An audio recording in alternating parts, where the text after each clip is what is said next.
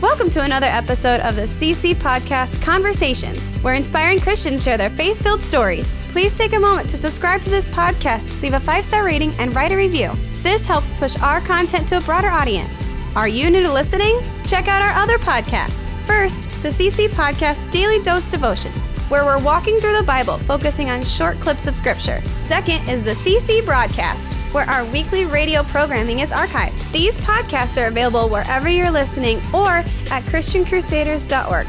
Okay, let's get started with today's episode. Here's our host, Matt Reister, the Executive Director of Christian Crusaders. Hey, Andrew, we are in our studio here for the first time. We've never done one of these in front of the camera before. I know, it's kind of posh. Yeah. We're fancy now. One of the things I thought maybe our listening audience would be interested, we're interested in your feedback on this. This is our first, you'll notice this interview that we're doing with Jason and BreAnn Comer, which is actually ended up being 2 parts. It's long, and so you're probably going to listen to this in several installments, but it would be interesting to get people's feedback on our video set, because this is our first time kind of experimenting with that, and we're certainly not landing on this. No. But here, you got to start sometime. We've got a couple of different little elements too. We've got like a nice desk over there that looks like it's out of my sister's bedroom in 1995 or something. But it's nice.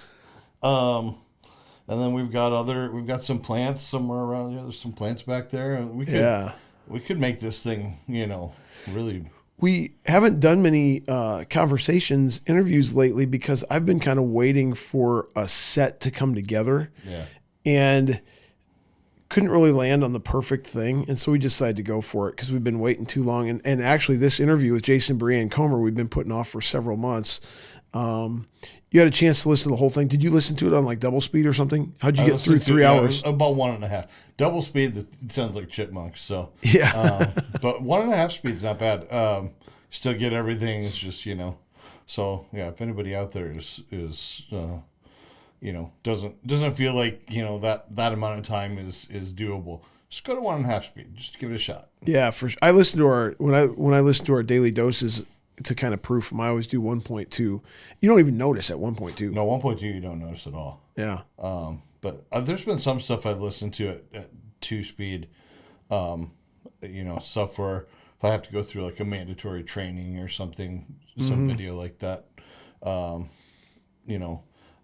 Continuing education 2.0 all the way. What do you think of this story? Gosh, yeah, it's impactful. I mean, I think there are times when, like within the church, where we can, I don't want to say become numb, but it's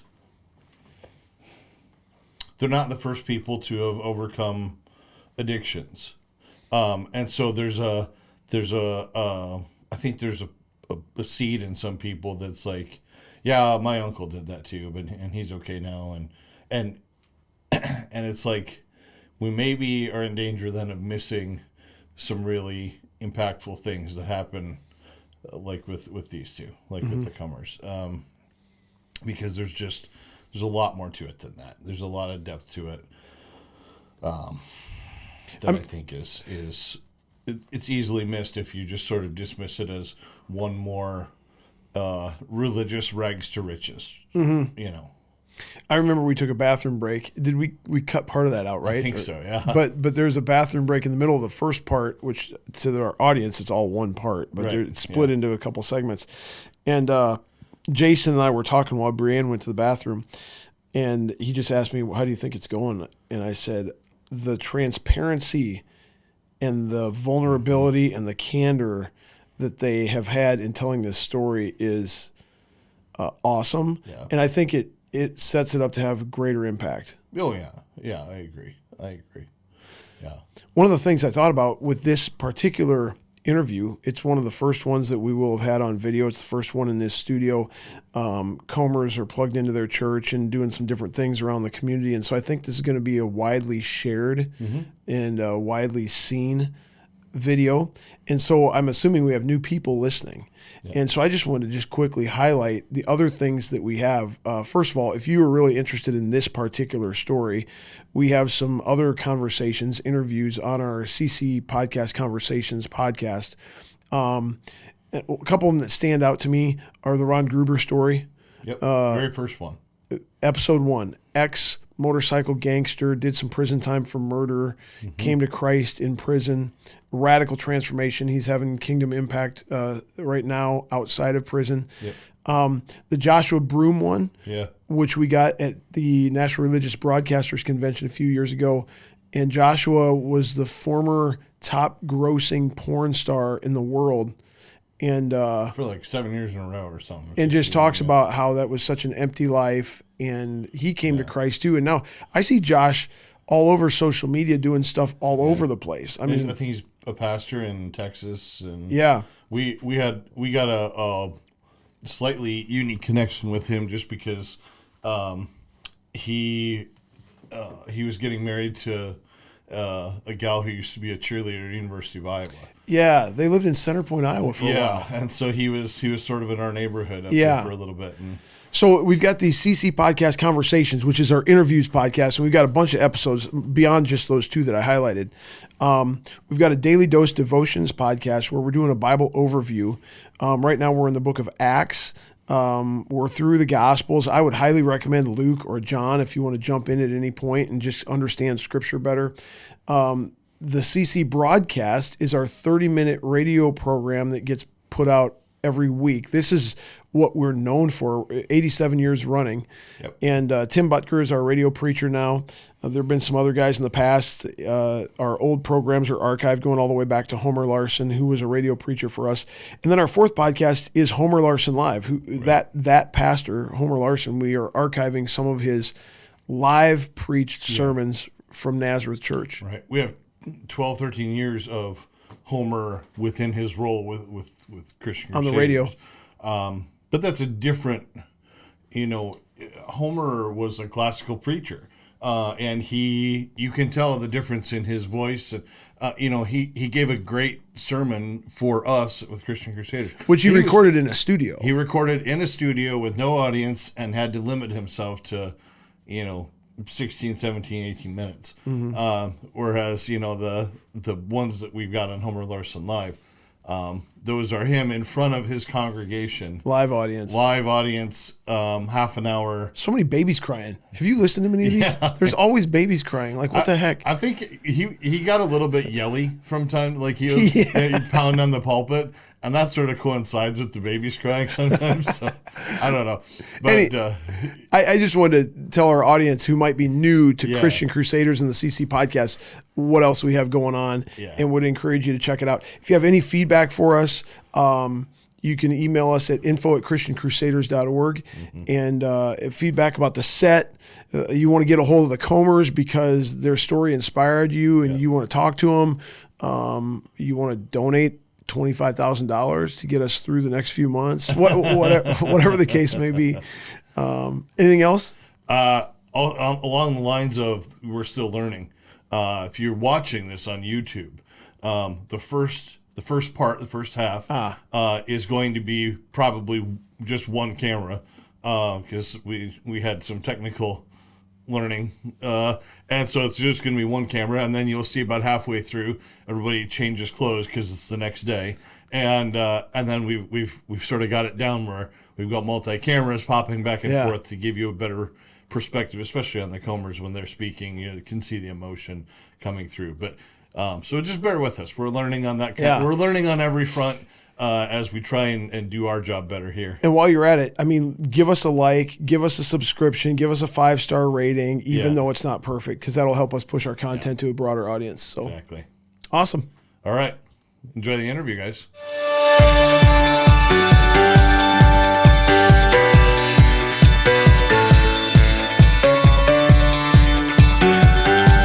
I've got Jason and BreAnn Comer here. This is our first podcast that we've recorded in this room on the Conversations podcast. It's the first time we've got lights and cameras, And if you're hearing this on audio, you'll never know if it actually panned out. But if you're seeing it on video, it worked. Hey. So thanks for being guinea pigs. Yeah, for sure. Glad to be here. So one of the things, our tagline, so I was telling you about our ministry a little bit. Yeah. We've got 4 podcasts now. One of them is the broadcast, the radio broadcast. It's been around for 87 years. Okay. Another one is a daily devotions podcast where we do a Bible overview. Another one is an archive of that preacher, Homer Larson, who I was telling you before. Yep. A bunch of his old sermons. And then this one is the CC Podcast Conversations. Yeah. And our tagline is inspiring stories with interesting Christians. So I'm just curious to get us started. Why would you think that we would want you on this podcast if that's the tagline? That's a good question. I mean, gosh. And we're just getting warmed up here. I mean, we're just... Yeah. You just shoot from the hip. No right answer. We are interesting. I mean, gosh, we've got a story, and it's crazy. I mean, because... sometimes when I even look back at our story, it's just remarkable what we've come from, and I don't say that in any type of, I guess, prideful way. I mean, super humble, you know what I mean? But where we've come from, it's just not most people come from what we have and I should say, what we created in our own life. And so, I guess what is interesting about us is we're uncommon. Mm-hmm. I would say we're uncommon people, driven by a purpose that is uncommon. Mm-hmm. You know what I mean? So I guess in a broad scheme of things, we are different than most, I would say, on our story, on how we've gotten to where we've gotten today. It's not traditional. That is for sure. We're definitely not the go to school, get a good education, be a good little boy, and climb up the corporate ladder, type of people for sure. Definitely non-traditionalists when it comes to that. But we're excited for our future, that's for sure. BreAnn, inspiring stories from interesting Christians. Why do you belong on this podcast if that's the tagline? We're in the 2%. 2%? Yeah, which we'll get into that, I'm sure, as we tell our story. But 2% is not a very big number. Yeah.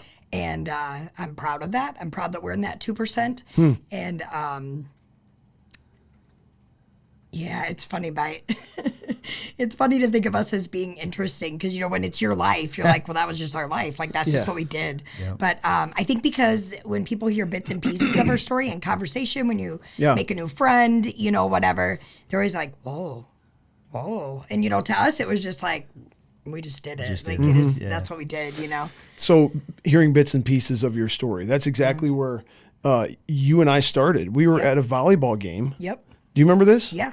Yeah. And I think it's the very first time I met you, and we had a conversation in the parking lot. Yeah. Or maybe in the lobby of the school. Yep. And I want to say we were at St. Ansgar, or were we at St. Ansgar? So. Or Charles City, and we played St. Ansgar. I can't remember. Maybe.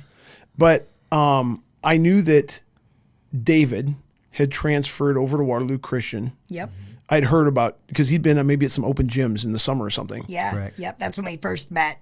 Yeah. Unofficially. And so I knew that you guys had kids who were coming into the school. They were new. They were freshmen, David and Alana, 2 of your kids. Yep.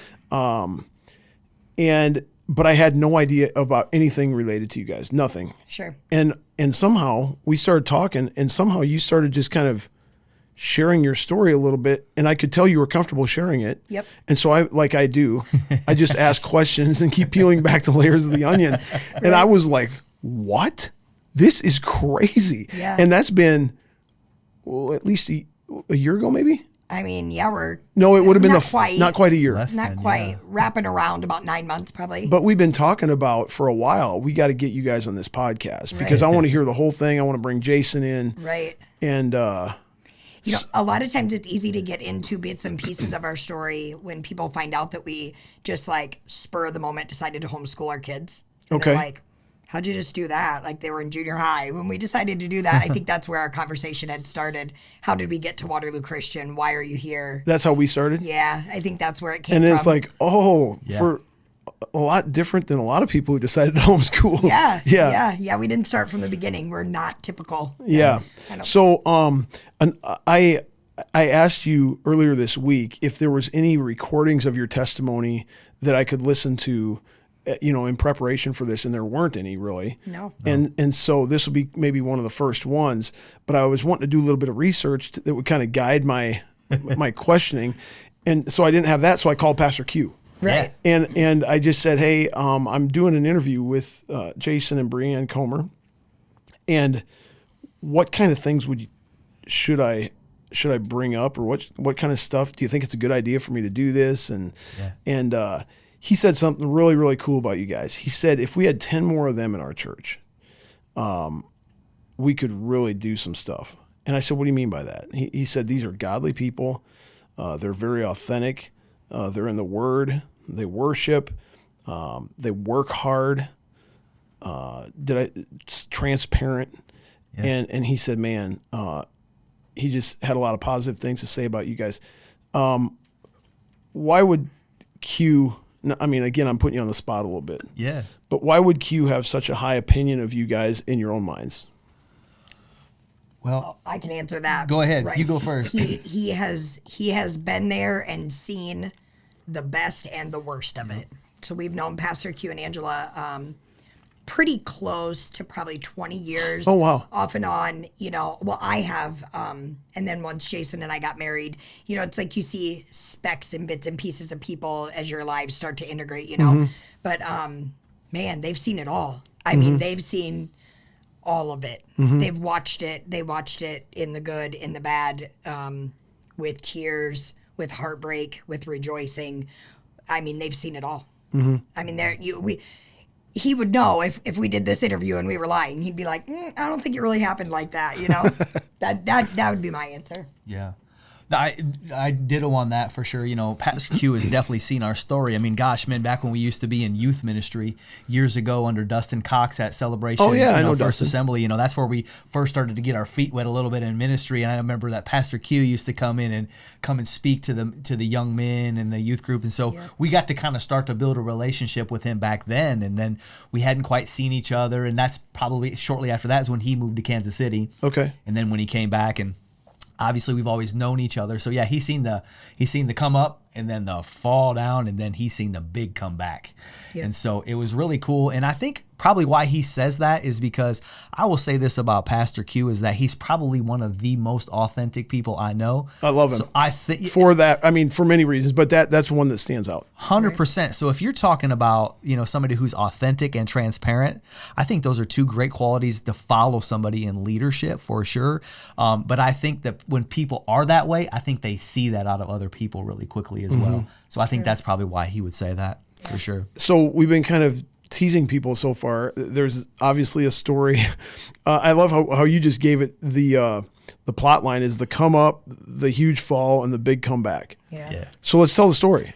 Yeah. I mean, and I might ask questions to take us before wherever you start, and we might do some things out of order, but just start telling your story wherever you think a good place to start is. I mean, you said the come up. What's the come up? The initial come up. The initial come up was it was definitely back when we were in our early 20s.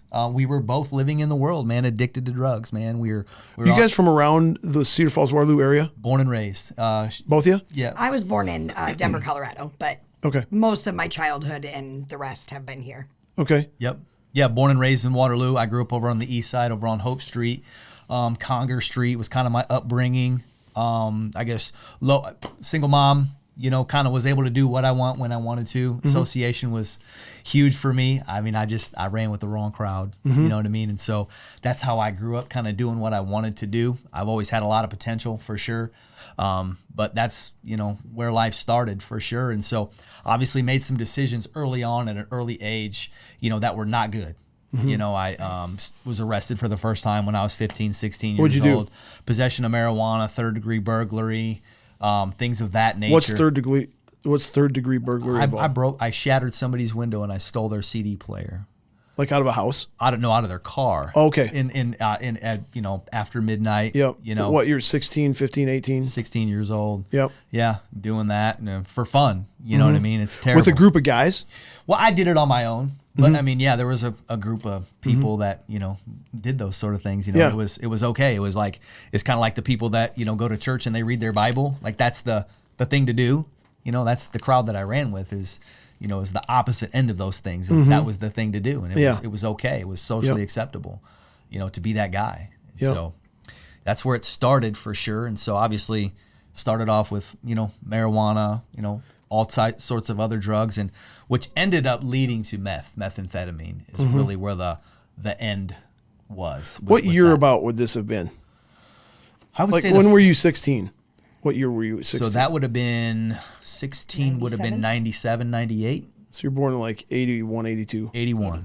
Okay. Yeah. Cool. Yep. I had a question and it slipped my mind. Keep going. All good. So yeah, man, just influence. Drugs was a big influence for me. I wanted to use, started off with marijuana. Yeah.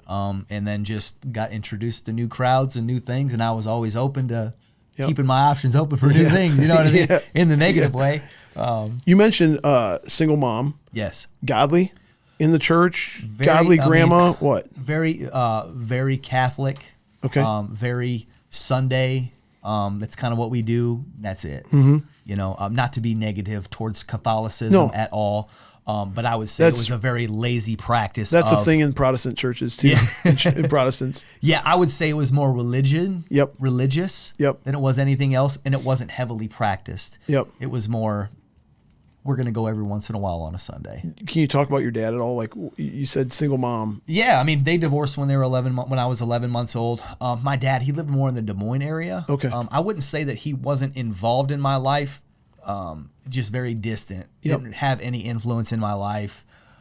He followed more of a drinking path and things. He did well in life and ended up doing really well in life, but didn't really have a lot of influence on me when it comes to, number one, being an example, or two, even just having a fatherly presence in my life. Do you have a relationship with him today? Oh, absolutely. Yeah, for sure. 100%. Cool. Yeah. And you've been able to work through some of that? Yeah, there's been a lot of forgiveness. There's been a lot of hurts and hangups, through the years for sure. Relationship wise, I think I say this not pridefully, but there's been a lot of forgiveness on my end of things for having to forgive him for things that maybe he had done or the lack thereof, and had to get over that and realize that my dad is going to be 80 this year, and I think I will regret if I didn't allow that forgiveness to really encompass my life and not really truly build a great relationship there. That's powerful. And see that. And so forgiveness was key on that. Okay, so you're coming up on your 20s, something like this. You're into drugs, kind of a bad kid. Yeah. And there's explanations for why. Been to prison. Yeah, absolutely. But by that time you had? Yeah, by that time, by the time I was in my early 20s, I'd been to prison. Was that the burglary? So I got arrested for burglary when I was 16, 17 years old. And then I was at a stage of my teens where they could either convict me as an adult or not, but they decided not to. But I just decided to live my own path, drop dirty UAs, do what I wanted to do. I would have a warrant out for my arrest. I would go back to jail. I would go back out, promise to do good. Just drug stuff. Just drug stuff, man. And finally they put me in the halfway house, basically the facility in downtown Waterloo. Yep. And we brought a bottle of liquor in there. That's a Class D felony. It's called introducing intoxicants to inmates. They say it's a threat to staff when you're intoxicated. Makes sense. It makes total sense. But that's a felony. And so they arrested me that night from the facility, took me over to the county jail, convicted me, and sent me to prison. Mm-hmm. For what? Days, weeks, months? I was there for about a year. Oh, wow. Under a year, yeah. At age 20-something? Yeah, about 2021. So what does being in prison at that age do to you? Oh, like, man. some people find the Lord. Question. Some people are hardened. Some people come up with new ways to break the law because they're around creative criminals. What was the effect of that on you? I think for me, I've always known that I was made for more. Something that my family did really good for me, I would say, like my mom and my aunts always did really well with me, is they always told me that I was good at things. Because I did. I had a lot of potential. I was always good in athletics. I was a very naturally talented athlete. I was good in school. I was really good in school. Did you play football at Eastside? I didn't. Okay. I didn't play football. At Columbus, I did. Okay. I played at Columbus. Okay. But yeah, and so they did a really good job at that. So I think those were great seeds that my family planted in me early on. that helped me to understand that I was made for more, that I was better than the choices that I was making. Yeah. And so, I utilized that time to get the mind right, read. I would get into the Word. That was kind of my introduction into Christianity. Wow. Was a Bible being in those prison cells. Wow. Or in the Black Hawk County Jail, man. That's how I found God. Wow. Was in those cells, man. Was there anyone there who helped lead you, a chaplain, another inmate? So when I first started going to jail, I'd pick up the Bible just because I just knew it was the right thing to do. And I started reading this thing, and I'm like, man, this kind of makes sense. Talking about Jesus, and you'd get into James, and it talks about these biblical basic principles on how to live, and it just made sense about that a double-minded man is unstable in all of his ways. You know what I mean, and how to control the tongue. You know what I mean, and that like the tongue is just like the rudder of a ship. It's just how small that rudder is, but how it can create these flames of fire, and it can create either good or bad. It was just logical things in my mind that I felt like it made sense. So I never really had anybody lead me that way, but I would have to say now that I'm a little bit more mature in my faith, the Holy Spirit was working on me in a major way. And I came to Christ kind of on my own. Wow. I was in a jail cell one night, and I just broke down. It's Black Hawk County? Black Hawk County Jail. I'm bawling. I'm sobbing. I'm crying. And I just say, God, I give it all to you. In your cell by yourself? All by myself. Yep. All by myself. And I had a guy by the name of Kenny Mervin that come to visit me shortly after that. He was a kind of a recovery guy from Celebration. Bree's parents kind of introduced me to him and came to visit me shortly after that. And I told him about it, and he kind of helped guide me and coach me on like what that meant. And then it was at that moment that I had kind of did the protocol. God, I give you my life. Yep. Lord, thank you, Jesus. Put you your faith in me. Christ. Yeah. Yes. That whole deal. Yep. Okay, so we get a little bit of your story up into your early 20s. Yeah. And BreAnn, where are you at? Yep. Or what's? Are you guys about the same age? Yeah. Yep. She's older than me. A little bit older. Okay. Yeah. Just a little. I like to say that reminder. I like older women. I shouldn't say that. I like my older wife. Yeah, there we go. There we go. There you go. That was kind of bad stated, wasn't it? I like my. I knew what you meant. I knew what you meant. Seriously. The clarity was Yeah. key. Wow. Okay. So I grew up mostly Waterloo, Iowa. Only child. So Wow. Yeah, grew up with my mom and my dad. My mom. What's your? Go ahead. What's your maiden name? Phillips. Okay. Phillips. So my family comes from like the Gilbertville area. Okay. Don Bosco. Okay. Yeah. We know those guys. I know, right? Yeah. So if I were to summarize, I would say my mom was angry. My dad was a peacemaker. And I was always in the middle. And so at a very young age, I started to feel a lot of responsibility for the structure of my parents' marriage. If I had done something that made my mom angry, my dad would then encourage me, well, just go apologize. Just say you're sorry. Dad, I didn't do anything, or I'm not the one that took the scissors, or, yeah, but somebody's got to say they're sorry, and everybody just needs to kind of be happy, and, So what that did in me, I think, was I always felt like I just wasn't enough. Like I just couldn't do enough to make their marriage. I don't know why I felt like it was my responsibility. I just felt like I was always in the middle of it. Experienced at a pretty young age some very strange, I hate to use the word sexual abuse, but I would say like sexual coercion by somebody very close to our family. Kind of led me to believe that men have a sexual desire that has to be satisfied. And if I love him, I will help him satisfy that without causing him to go out and hurt someone or make mistakes. I mean, that sounds like sexual abuse. You call it coercion. Why do you use a tamer term? I think because I agreed to it. I think so. You are correct. It was abuse. At the time, I didn't see that. I didn't see that it was abuse. I thought that it was consensual. Yeah, I really did. I thought that it was like, oh, I'm doing this great thing, and like it's weird, but it's fine, Wow. Yep. So then, by the way, for you and for our audience, when I ask these kind of questions, sure, I'm always thinking about who's listening, Right. and what kind of question might they have, yeah, which would help them connect better with your story. Right. So I'm not just over here trying to No. get these sick details for my own self. No, you know I'm what I mean? actually really glad that you asked because you helped me see that a little bit differently. Side note, I'm actually sharing my testimony at a women's conference this weekend for the first time. And, I've been praying that God would give me clarity over my story. Yeah. And you saying that, I'm taking that with me on Saturday. That's so awesome. I appreciate that. How old were you when this was going down? 14. Oh, wow. Yeah, it's for 14. Yeah. That's Yep. messed up. That's too bad. Right. So then moving forward, I just very codependent, very people pleasing. Always felt like the responsibility of happiness of the world was on my shoulders, and carried that into my teens.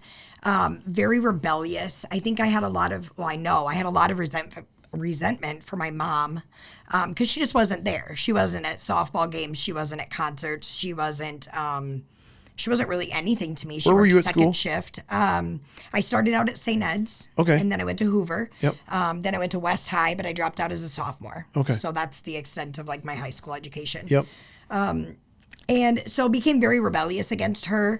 I loved that it hurt her. It also really bothered me that it hurt my dad because he was that peacemaker. He had never really done anything that had hurt me, but I just resented her so badly. Well, it was at that time that my mom got saved. Wow. And yeah, I remember thinking, if that's a Christian, I don't want to be one. I don't want nothing to do with that. I mean, if that's how a Christian acts, or, I didn't have the grace. I didn't give her any grace. I didn't give her any wiggle room. I just thought, if you're a Christian, I don't want to be one. And was your definition of if you're a Christian based on all the stuff of the past? Yep. Or was she still continuing in that way All as a of the Christian? above. All of the above. I Okay. think it took her a while. To get sanctified a little bit? Yeah, for Yeah. sure. So that goes into, mental institutions, Covenant Allen. Your yeah, mom? myself. Okay. Myself. Like suicidal, what? All the things. I was suicidal. I was self-harming. I would run away. I was just very defiant and rebellious.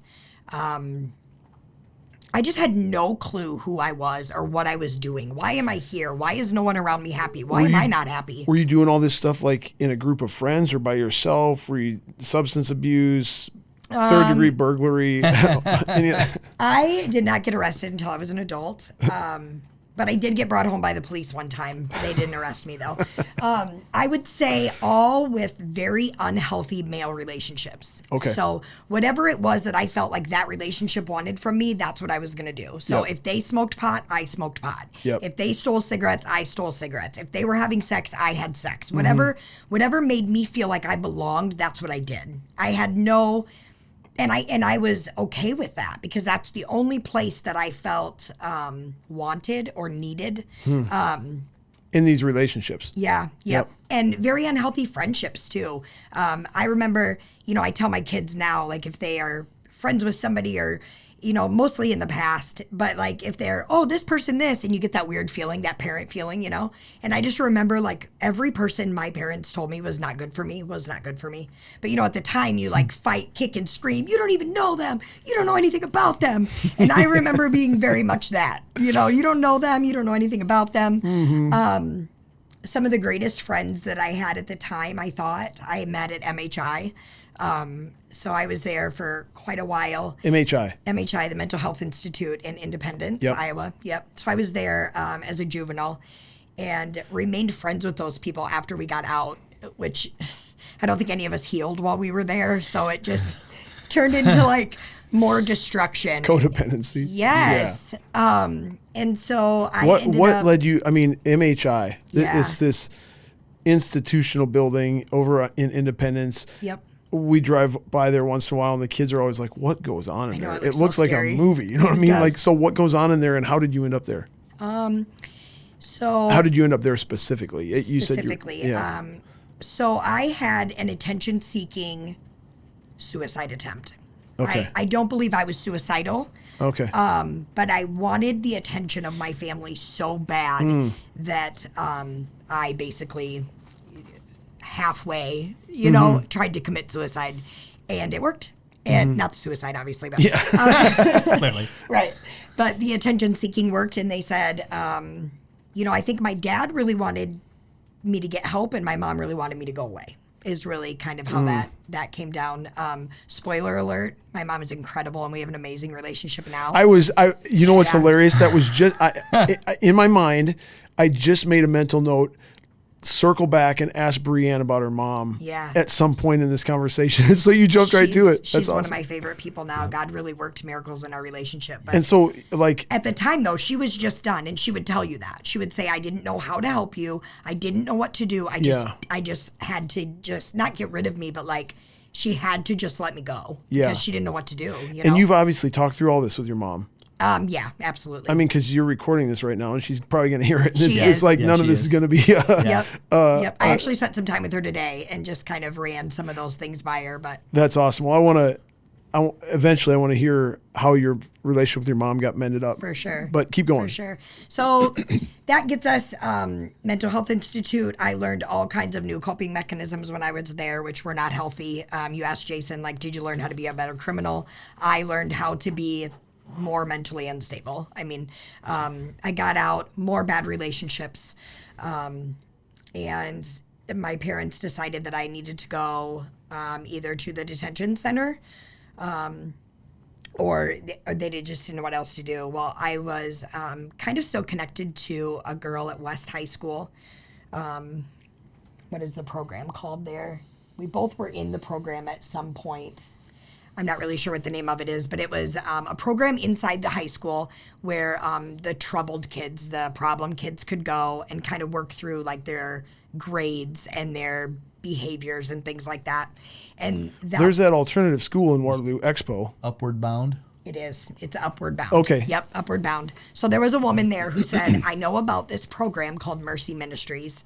And it's a program by Nancy Alcorn. It is all the way on the other side of the United States. It costs a lot of money, but you can just keep sending your daughter to these mental institutions and the detention center and all of these things, or you could invest in your daughter and try this program. And my parents chose the latter, and so there I was off to Louisiana. And did we cover your parents? Were they in church? Were they Christians? Your mom got saved. So my mom got saved. My dad got saved shortly after that. Okay. So she definitely started that in our family. Yeah. Thank God, because I don't know that they would have paid for that program or sent me all the way to Louisiana. Wow. So I was there for a year. And what I will say is I did not leave using any of the knowledge that they taught me. Soul ties, soul spirit hurts, demonic oppression, all of the skills and the classes that you go through. I brought them home with me in my heart, but I didn't use any of them. I came home and was immediately lonely. I don't think that the relationship with my parents was really any better. And so I just got into a horribly abusive relationship. We ended up having a child together. And she passed away when she was 13 months old. And, people always told me, wow, you're so strong. I don't know how you do it. You're so tough. I don't know how you do it. And I would I don't either. I just do it. I'm just okay. Well, then fast forward a little bit. I met our oldest son's father. So I'll let you decode that a little bit. Yeah, our oldest son's father. So Jason adopted our oldest son, Dylan. But, your oldest son's. Yeah, so Jason adopted him. So I got into another abusive relationship. Okay. Extremely abusive. He went to jail multiple times throughout our relationship. Just really abusive. I got pregnant with my oldest son, Dylan, who's now almost 23. And then shortly after that, got pregnant again. And that baby ended up dying the day she was born. Her name was Corinne. Well, so at this point in life... What was the name of your daughter who died when Alexis. Alexis. Alexis, yep. So at this point, I'm 21. I've had 2 children pass away. I've got Dylan.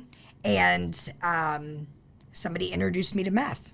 And I really was convinced that I was like using drugs because they were fun. Like, I'm totally fine. Everybody's been telling me my whole life how strong I am. Gosh, you're so strong. How do you do it? I could never lose a child, much less 2 children. You're so strong. And the power of that, those words, I think I allowed myself to believe that, even though I didn't feel that way. I just thought, like, I'm okay, you know, until I wasn't. And then when I wasn't okay, got into a different group of people and introduced me to meth. And then that is where our story collides. That is where Jason and I meet. And so how old were you then? We were 20. I was almost 22. Yeah, 22, I think, is when we met. Yep. Because we were married when we were 23, right? Yep. And now, Jason, you mentioned when you were in jail at Blackhawk County, her parents brought you something or... Yeah, there's a little bit of a time gap there. Okay. So Jason and I met using drugs. I actually had planned on meeting up with one of his friends that night and was calling, and his friend wasn't answering, so... Slick Rick over here picks up the phone and he's like, "Hey, girl." I knew we were going to hang out with some girls that night, and I knew they were calling, so I picked up. My homie he didn't answer the phone, so I'm like, I'm still awake. I want to have fun. I'm answering the phone. So I pick up the phone, and I'm like, "Hey, I know we've never met before. This is Jason. This is the guy that, Casey had said that, was going to be hanging out with you guys too." Had you ever even seen her? Never met her in my life. In my entire life, I've never met this girl, but she was good friends with my friend, and I'm like, "Hey, I'm bored. If you're bored, I'm not really looking to accomplish anything. You want to hang out." And and you can tell the story about like before we hung out, but yeah. So I asked the group of people that I was with at the time, like, tell me about this guy. Horrible reviews, 1-star reviews. They were like, "Do not do this. You don't want to do this." Jason? Yes. Because it was the wrong Jason. There's 2 Jason Comers that are the same age in the community here. Right.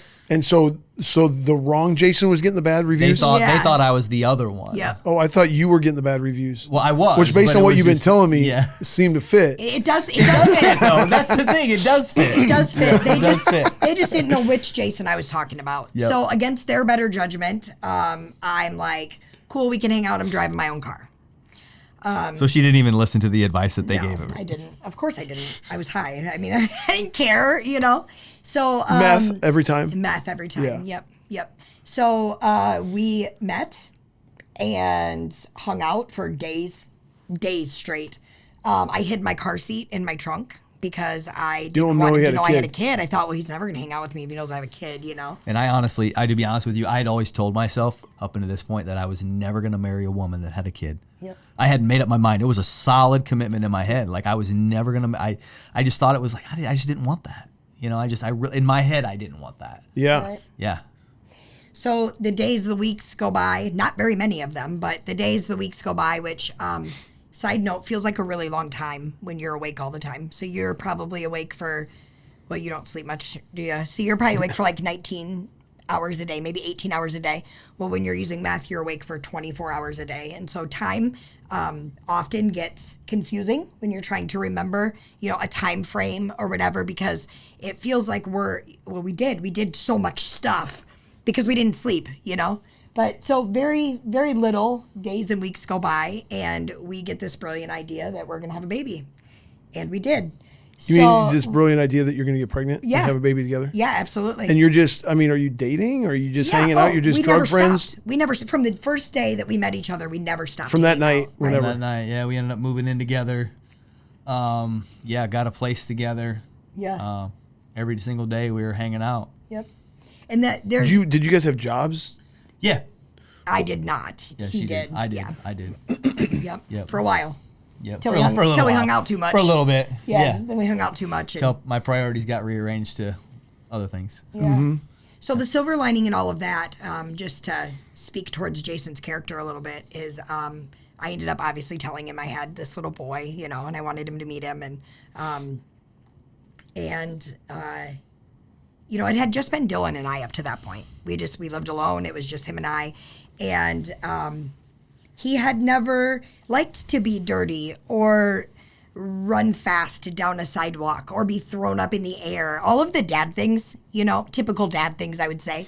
Dylan had never experienced those things. And I just remember so clearly being at a park in Cedar Falls, and it had just rained. And I'm introducing Jason to Dylan, and I'm like, okay, we're just gonna walk around in this park. Like, I'm like being super protective and like, this is my kid, but you can meet him if you want, you know. Deep down inside, I wanted him to love him. You know what I mean? I wanted him to love. So Dylan's walking around all of the puddles, and I can still hear right now. I can still hear Jason's voice saying, "Let that boy jump in those puddles." And I'm like, he doesn't even like puddles, and he's like, "Let that boy jump in the puddles." And I'm like, Dylan, do you even want to jump in the puddles? And Dylan's eyes lit up. How old is he at this time? He is almost 2. He's 2, yeah, 2 or 3, yeah. And his eyes lit up, and he started jumping in puddles, and Jason started jumping in puddles with him. That's cool. What a scene. And at this point in our addiction, we're pretty, like, average users. This is not the downfall of us. This is just the beginning. Like, this is not our low. Jason still had a job. I mean, I was still actively caring for Dylan. Obviously, Dylan wasn't getting the best of me. There's no denying that. For sure. But we were still active in our lives. We weren't so drowning, that is not a statement. That's fine. We weren't so far gone that we had lost touch with reality. So let me ask a couple questions to Jason. So you had this big commitment, I'm never marrying a girl with a kid. So when you find out she has a kid, do you remember when she told you she had a kid?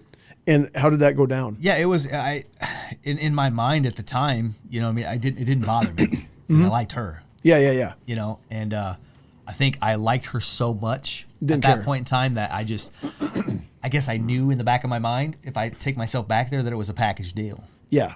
You know, that it wasn't going to be just her. Yep. I think I still had enough good in there. Yeah. That I knew, like, all right, this is a kid. Yeah. Obviously, it's hers, and if we're gonna do this, then we're gonna have to, you know, it's all 3 of us. Yep. For sure. Yep. So to answer your question, to bridge the gap on my parents visiting Jason in jail. Yeah. So we decide we're gonna have a baby. We get pregnant with Daniel, and I got sober because I got pregnant. And I still tell Daniel every birthday, every Mother's Day, like, Dylan is the first man I ever loved, the first boy I ever loved, and Daniel saved my life. He saved our life. I mean, he getting pregnant, I know at that point in time. And I know Daniel, right? He just graduated Yes. from Tripola, Yes, Yep. correct. like a year ago or 2. Yep. Yeah. Yep. So I got pregnant, and Jason went to jail. So we inadvertently got sober at the same time. So that's kind of where you start to see God connecting the dots. When you look back on it, it's like, that's good. That's good that you did that like that, you know? Yeah. And so that's kind of how our sobriety started. So I got 2 questions. Yeah. Number 1 is maybe not as a question, but I just want to hit pause and make a statement. Like, one of the things that's so difficult, there's so many kids being raised by single moms. Yeah. I mean, you talked about that yourself. And we've got all these like identity issues. And I think of these, and I'm not, listen, we got people who listen to this, they've got stories, and I'm not throwing rocks at anyone because life happens and it is what it is. But you got all these boys that are being raised by moms only. Yeah. And it's not good. Like, I mean, and it goes way beyond not stomping in puddles. You know what I mean? For sure. Yep. And that's just a sad thing that I don't think we have any ability. What's the cost of that to our society? Yeah. I think it's way, way high. It's huge. 100%. The question I had, and I'm sure as this story continues and maybe gets worse because you said you haven't hit your low yet. How do you've got 5 kids living? Yes. How do you tell this? And how are you okay with them knowing this stuff? And at the same time, like, don't you dare try to do this. You know what I mean? Type of thing. Like if my kids know a lot of the stuff, a lot of my dirt, Right. which by God's grace, it's not earth shattering. I mean, it was dirt though. I mean, but it's like, I always get nervous about how do you talk about that with your kids in a way that doesn't indirectly give them license. Well, mom and dad are fine. Look at them. And so if I, throw 5 or 10 years of my life away doing whatever, I'll probably be fine too.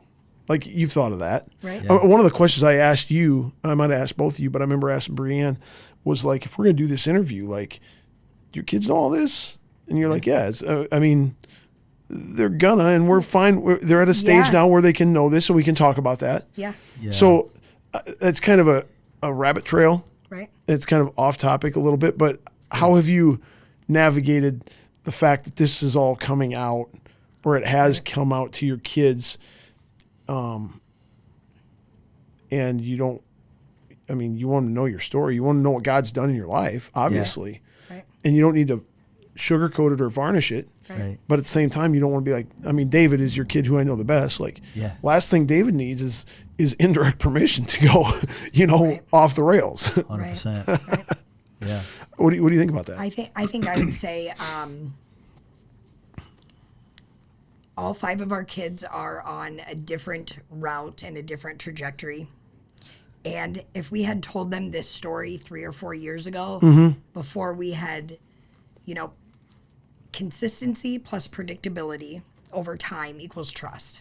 You guys. Yeah. For anyone. Yeah. And I feel like our consistency, the fact that they can predict where we're going over the course of the time that we have been on the up, has taught them how to trust us. And I know if and when they do listen to this, there will be parts of our story that they didn't know. But I'm confident that they've been watching us. I mean, they've been watching us grow and change, and they were a part of it. As this story unfolds, you'll see that especially our 2 oldest ones, they had a much clearer picture of what was going on in our life than, say, the younger ones. I think they just thought mom and dad don't like each other, we live in different houses, and it's weird, and and at some point, I've just got to believe that God is going to, he's not just going to use our story for whoever's listening right now. I mean, he's going to use our story to, in whatever way, help the trajectory of our children's choices. And we can only pray that that's positive. Yeah. Yeah. Anything to add to that, Jason? Yeah, 100%. I don't think we need to be fully transparent about the story with our kids.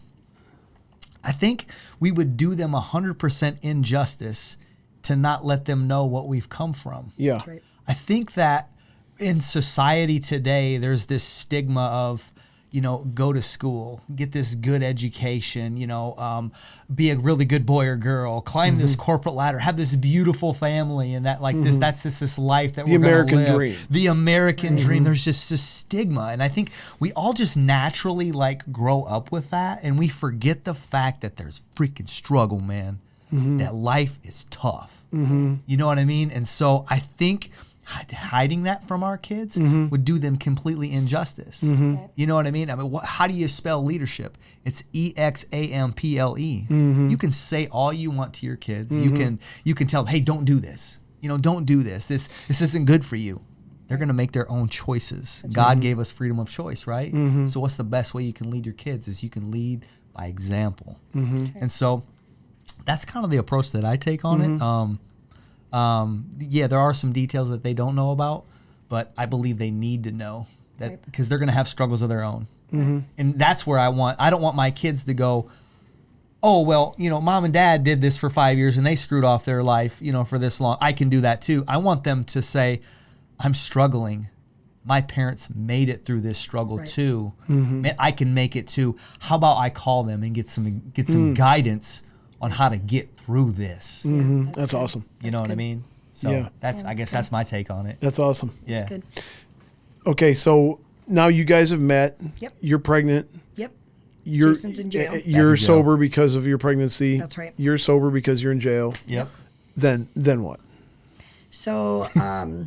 What are you laughing at? I think about the story before our wedding day, and it's just you asked the question about the beginning of this is like, well, what, uncommon stories. I mean, why would you be uncommon? And here we are just unfolding these crazy stories. And once I tell you this story, a week before we get married, you're gonna realize how uncommon we are. But before you tell the story, we sprung our engagement on my parents and his mom. We're like, oh, we're getting engaged, And so you're out of jail by now? Yeah. Yeah. Because you went back to jail before the wedding, right? Yes. Yeah. That's the story. So, I didn't know which jail story we were talking about. We did a lot of visits in the Black Hawk County Jail. And so we're together. We spring this engagement on my parents. We're broke. We have no money. I mean, but we're sober and we're pregnant. And we're excited. We're having this baby. Loving Jesus. We're like, You're loving Jesus? We're loving Jesus. Yeah. Going to church. Yeah. So when I got pregnant and he was in jail, I went to go visit him, and I'm like, man, I really think, like, my mom, she told me all these things. I learned all these things at Mercy Ministries, and I think we should work through these things. And he's like, it's crazy you say that because, I opened up my Bible and I, I've read some of these stories before, and we just kind of like grew back into what we thought at the time was a really good relationship with Jesus. We thought we were like doing this Christian thing. Like, we got this, Is that part of the reason you decided to get married? Or was it, no? No, I don't think so. I think we had already decided that we were just going to get married. Like, we were going to have a kid together, and we were going to do this. The only reason I bring that up, sometimes people who are living together out of wedlock and then come to Christ, they're like, oh, wait a minute, we're not supposed to be doing that. And then they're like, so we're going to get married. So actually what our pastor actually told us at the time was, he's like, well, I'll marry you, but we got to go through this premarital counseling. He says, you guys are already living together. We need to do this wedding now.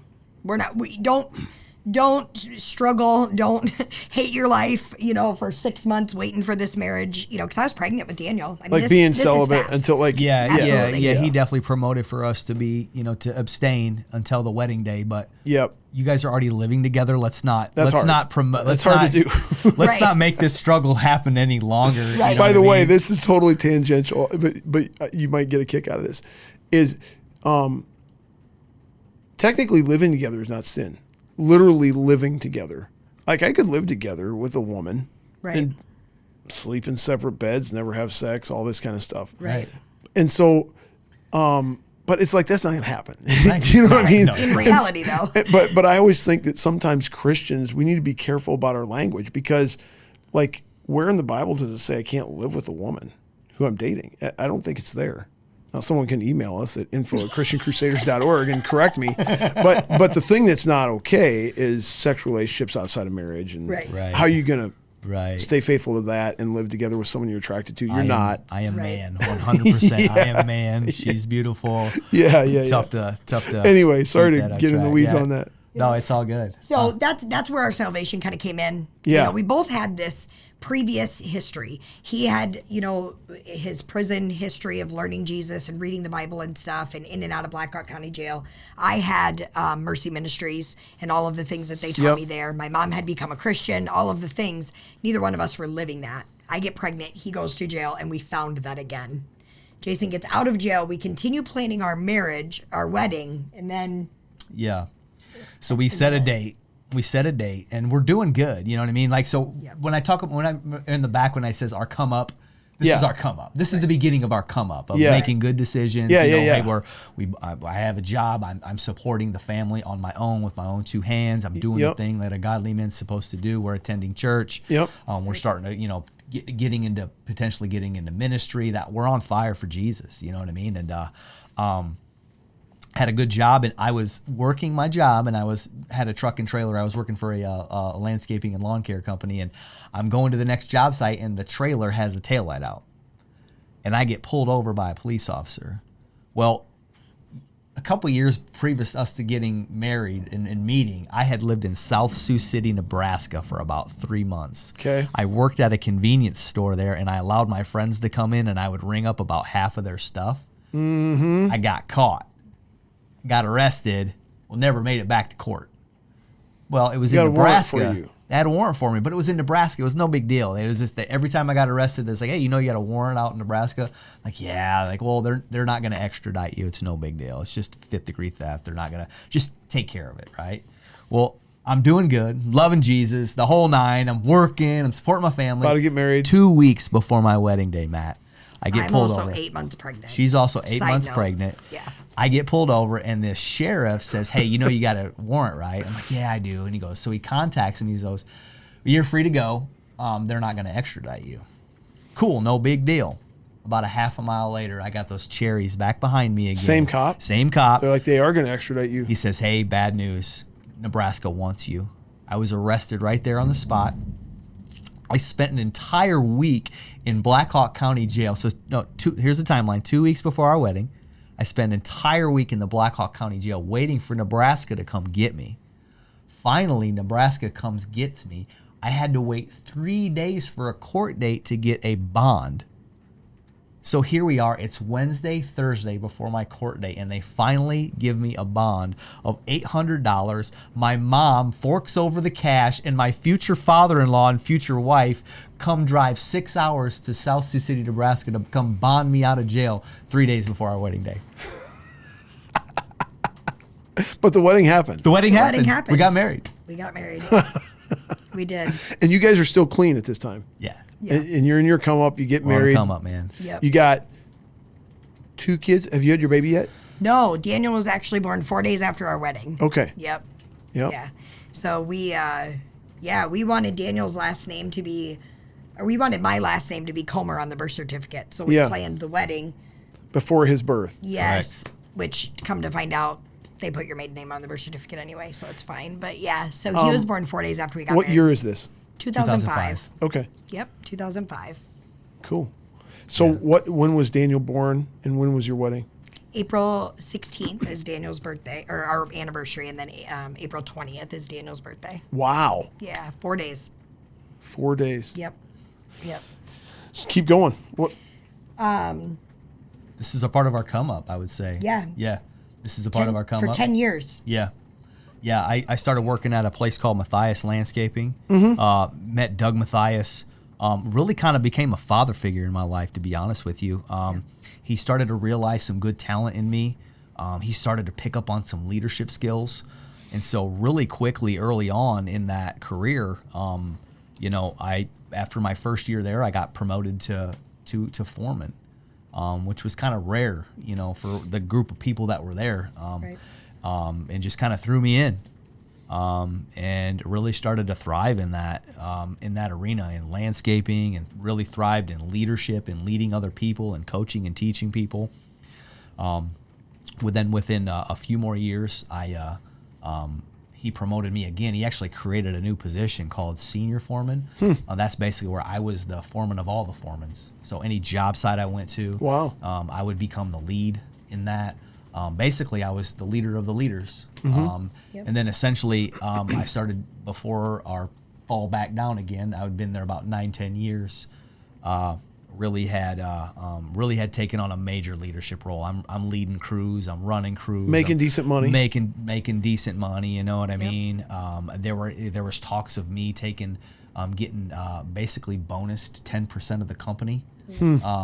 Just as a reward, because he couldn't pay me anymore. I had maxed out. I'd capped out, really. And he knew, I think, and we were even starting to talking about, hey, get lawyers involved, because he was going to bonus me, 10% of the company. Wow. As just a way for me to have some kind of financial vested interest in the company to continue to stay there and provide leadership for him. Wow. Yep. Were you working, BreAnn, or just with the kids? So over the course of those years, we then had Anessa, Alana, and David. So we have 5 kids at home now, and about 7 years of me being at home went by, and I was like, I got to do something. I have to do something. I don't want to do this anymore. Yeah, I wanted to be a mom, but I didn't want to be at home like that. So I decided to go to nursing school. Okay. So that it's funny as we tell this story, I think, gosh, we don't ever do anything just a little bit. So his job was requiring, like, how many hours a week do you think? 55 to 65 a week. At Monday least. through Friday. Sun up to sundown. Did they do... That was a little close. We're in the middle of a thunderstorm here, right outside the window. Did they do snow removal in the winter? Yeah, so it was all year round, and I was the first guy in, the last guy out for everything all year, 365 days a year. Okay. Yep. So then I decided to go to nursing school. Hawkeye, Allen? I went to Kaplan, actually. Okay. Yep. So, and then the option was then for me to work third shift when I graduated. So that was 2011, graduated nursing school. And third shift was the option, because it didn't change the fact that we still had 5 kids and he still worked 60 hours a week, you know? So yeah, so nursing school it was. It was crazy. And third shift. I worked third shift the whole time that I worked as a nurse. I worked third shift. Yeah. So this is before everything's going good. You said about 10 years, and then Yeah. Yep. the fall. Yeah. What's the fall? So the fall, so we're getting closer to like 2014 is kind of like the time frame of what we're talking, and the fall. So we're doing well, obviously. I mean, we thought we were doing well. I guess you could say what society says. Yeah. You know, we're doing well. We're getting into ownership of our own home. Were you legit walking with the Lord?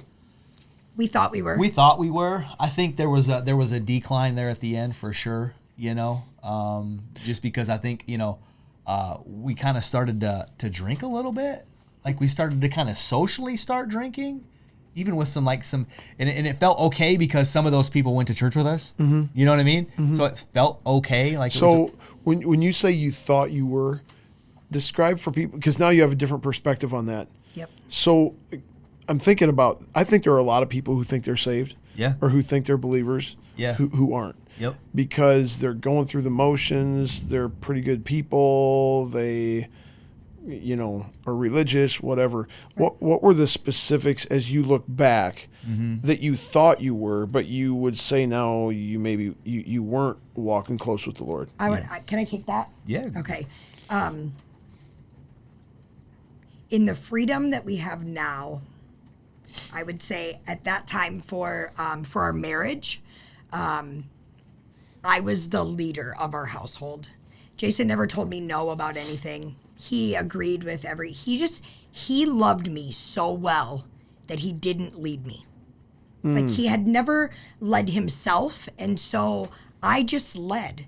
And I think I led because that's what I had learned to do growing up. I was always trying to fix everything. I was always trying to control and be, make everybody happy and do all of the things. And I was not a good wife to him.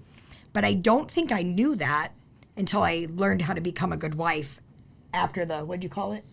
The come up, the fall, and then the really big come up. The big come up. So it wasn't until after the big comeback. Yeah. That I realized that I had never really been a good wife to him, and that he had always loved me really, really well, and but he just never led, and so. But I don't think I would have led him even if he did. I was going to say, so Jason, respond to all that, or give us some details to that. One of the things I'm wondering is like, would you agree that you loved her so well that you didn't lead? And then number two, was your leadership, you were just kind of stepping back because like, she's got this? I was a coward as a man, to be honest with you. You know what I mean? I should have led better. I should have took the bull by the horns, you know what I mean? And took the rope and Can you think of an example? I mean, it's kind of putting you on the spot, but can you think of an example where you're like, this is an instance where I can look back on and go, I didn't lead well. I should have taken the bull by the horns in this scenario. I mean, trying to think of an example. If you can't, that's fine. If what it would be, I mean, if there was just, I guess maybe one of the biggest example would be is me sharing my own opinion, because I worried about what her reaction would be. I was afraid of conflict. Okay. You know what I mean? I was very afraid of conflict. You know what I mean? So I wouldn't respond to something that I knew that, hey, even if I do speak my opinion, it's probably going to be the opposite of her opinion, and it might cause some conflict.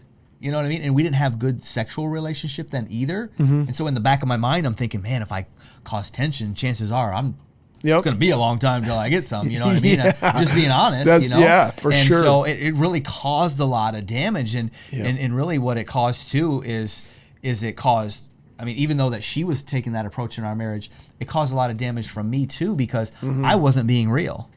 Mm-hmm. I wasn't being the real me. Mm-hmm. I wasn't giving her my true, genuine opinion. I was just a people pleaser. Mm-hmm. I was a wife pleaser. I was a yes man. Yep. I'm gonna do all these things to please my wife, and that wasn't that. I mean, even though acts of service was her love language, it didn't create a healthy marriage. Mm-hmm. And I appreciate you being real transparent about that, and here's why: because there's people out here listening who need to hear that specific thing. Man, that's good stuff. Yeah, and deep down inside, I just wanted someone to lead me. I wanted someone to protect me. And to show me how to do things and to listen to my secrets and to hold me when I cried and to cheer me on when I did well. Deep down inside, I wanted that, you know? So it's so funny looking back on it. Well, it's not funny, but looking back on it, like what he wanted and what I wanted was very similar. Yeah. We just didn't have the freedom from our past to discover that until after the comeback. Yeah. You know what I mean? Yep. That's where that came from, was after the comeback. But at that time, I don't think that we knew that it was really as dysfunctional as it was. Maybe. Yeah. I mean, I think we both knew in our own selves, like, this probably isn't the best it could be. We knew it could be better. Right. But we were also doing well. I mean, we were in ministry. Jason had a great job. I had a great job. Our kids were happy When you and say healthy. you were in ministry, what were you doing? So we were youth leaders at Celebration Church for about 7 years. Okay. Yep. So, you know, and like you say, what makes you know now that you probably weren't doing as well? Yeah. I would say on my end of it, I was still very much a people pleaser, very codependent, and I put everyone above Jason. So I made him people please. Like, I made him like, no, we're going to go do this with these people because that's what's going to make them happy, and I want to feel wanted by them. I mean, I'm telling you, Matt, I was not a good wife, but I didn't know that. I didn't know that I was damaging him as a man by my unhealed hurts and my unhealed misunderstanding of what happiness really was. So, I mean, I can think of multiple situations and people that Jason had the discernment to know that's not a good association for us. That's not healthy. Not because they were bad people or because they were doing anything wrong, or maybe they were, but more because it wasn't healthy for us. But because I was so persuasive and probably did not react well if he told me no, we just did it. And I'm so thankful now for that clarity to see that, so that I don't fall into that tendency again. But it was my unhealed people pleasing and codependency that I just made him be a people pleaser.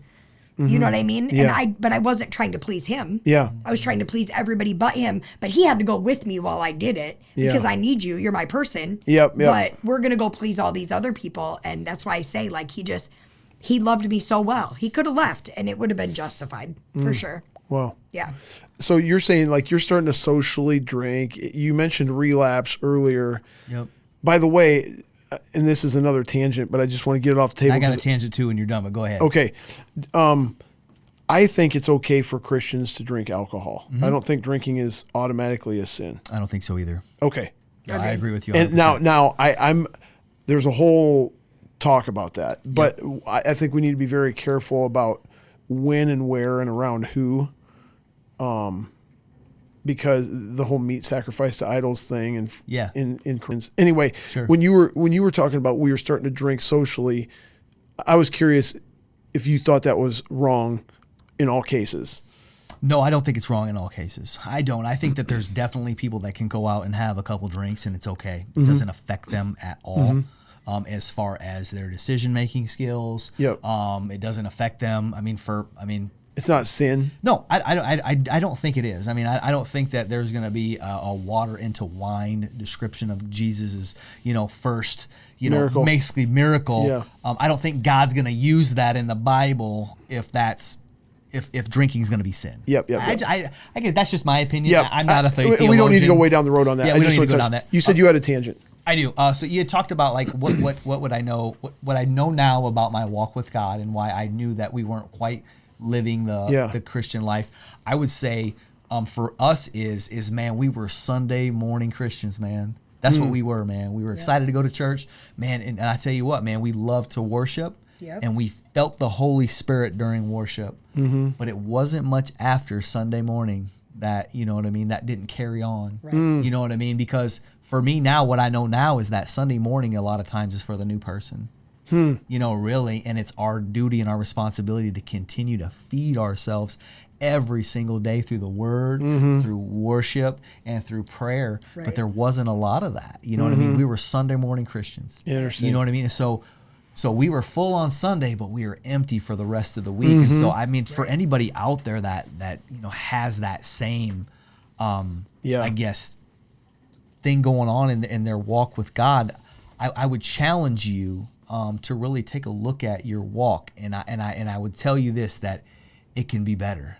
It can be better, and it's not for you, but for God's glory, for sure. That's awesome. Yeah. Like That's if good something stuff. were to happen and you had to miss church on Sunday, you shouldn't be starving Right. because you should be feeding yourself Totally. all the other days. You know what I mean? I love that. Yeah. Yeah. That's 100%. good. Yeah.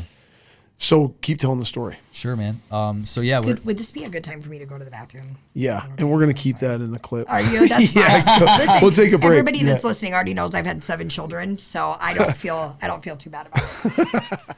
Yeah. So let's just keep telling. So your bladder's empty. Yes. You I'm good? Yes. She's I'm good. good. I'm good to go for at least another Take 2. hour. Take Yeah. 2. Right? Take 2. Let's keep telling the story. It's a common theme in our house, actually. Like, it's so funny. Like, the kids be like, "Hey, where's mom?" And then I'll just give them the look, and they'll be like, "Oh, she's in the bathroom." Yeah, it's just kind of the ongoing joke. So in the I house. feel like we're getting to the point where there's the come up. Now we're getting pretty close to the fall. yeah, And so Yeah. let's go. The big fall. What's that? yeah. So in April of, it's a funny thing about drug use is like you remember everything, but maybe not always in the right order. So I have You a got few some notes on your just a phone. couple, That's yeah. great. So in April of 2014, Jason's mom passed away. Oh wow. Yep. I don't know if you wanted to say anything about that, or do you want me to just tell the? Yeah. I mean, I guess. So my mom, raised by a single mom. My mom was kind of, in a sense, kind of my hero at this point in time because growing up single. I mean, she had me. I was not an easy kid. I mean, I was not. I was a single. I was an only child, but I was not the easy kid. I was the one that was in the principal's office. I was, but I had all this talent too, so it kind of equaled itself out, But I wasn't easy. But, when, my mom, back when she was 44 years old, she decided that she needed to do better for us and our family, so she decided to go back to college. She hadn't been to school since she was 18 years old. When she graduated high school, she had raised 3 other kids who were adults now at this time. She was raising me, and I'm probably, 8, 9, 10 years old. So you're not literally an only child, but you're basically being raised by yourself. Right. Yeah. My Grew up entire an only life, I was child. raised as an Both only of us. child. Yep. And so she went back to college when she was 44 years old, and she graduated with high honors. When she was 48 from UNI, got her social work degree. Kind of put us in a better position in life. To be honest with you, we got a better house, got a better car. Just things were just better because of that. And so I'll never forget that about my mom. That she showed me what winning looked like. That winning doesn't have to happen necessarily, or going to college or achieving things doesn't have to happen between the age of 18 and 22. Right. It can happen at any time you choose to make a decision to move forward in life. And so she's always planted that into me. And so when she passed away, that was a big deal. It was a big deal, losing my mom. I took it probably harder than I should have. And I didn't really know how to cope. I'd never really lost anybody close to me before. I mean, because my grandparents were, my mom had me when she was 38. Okay. So my grandpa died when I was 10. Yeah. My grandma died when I was 8. Didn't have any relationship with the grandparents on the other side. So it was kind of a big deal. It was the first major person I'd ever lost in my life. And coping was tough. But I guess I'll let you, start the story from there. Sure. So I was at this point kind of a pro at this. Like, we're just okay. Like, that's how I dealt with my daughter's death. We're okay. We're okay. Everything's going to be okay. So we got a phone call April 28th, 2014, from a girl that we had hung out with years. I mean, it had been almost 10 years since we had seen this person. Hey, I heard about Jason's mom. Why don't you see if your dad will watch the kids? Come on over to our house tonight, and we'll cook dinner for you. I guess after all those years, we didn't see it as a red flag.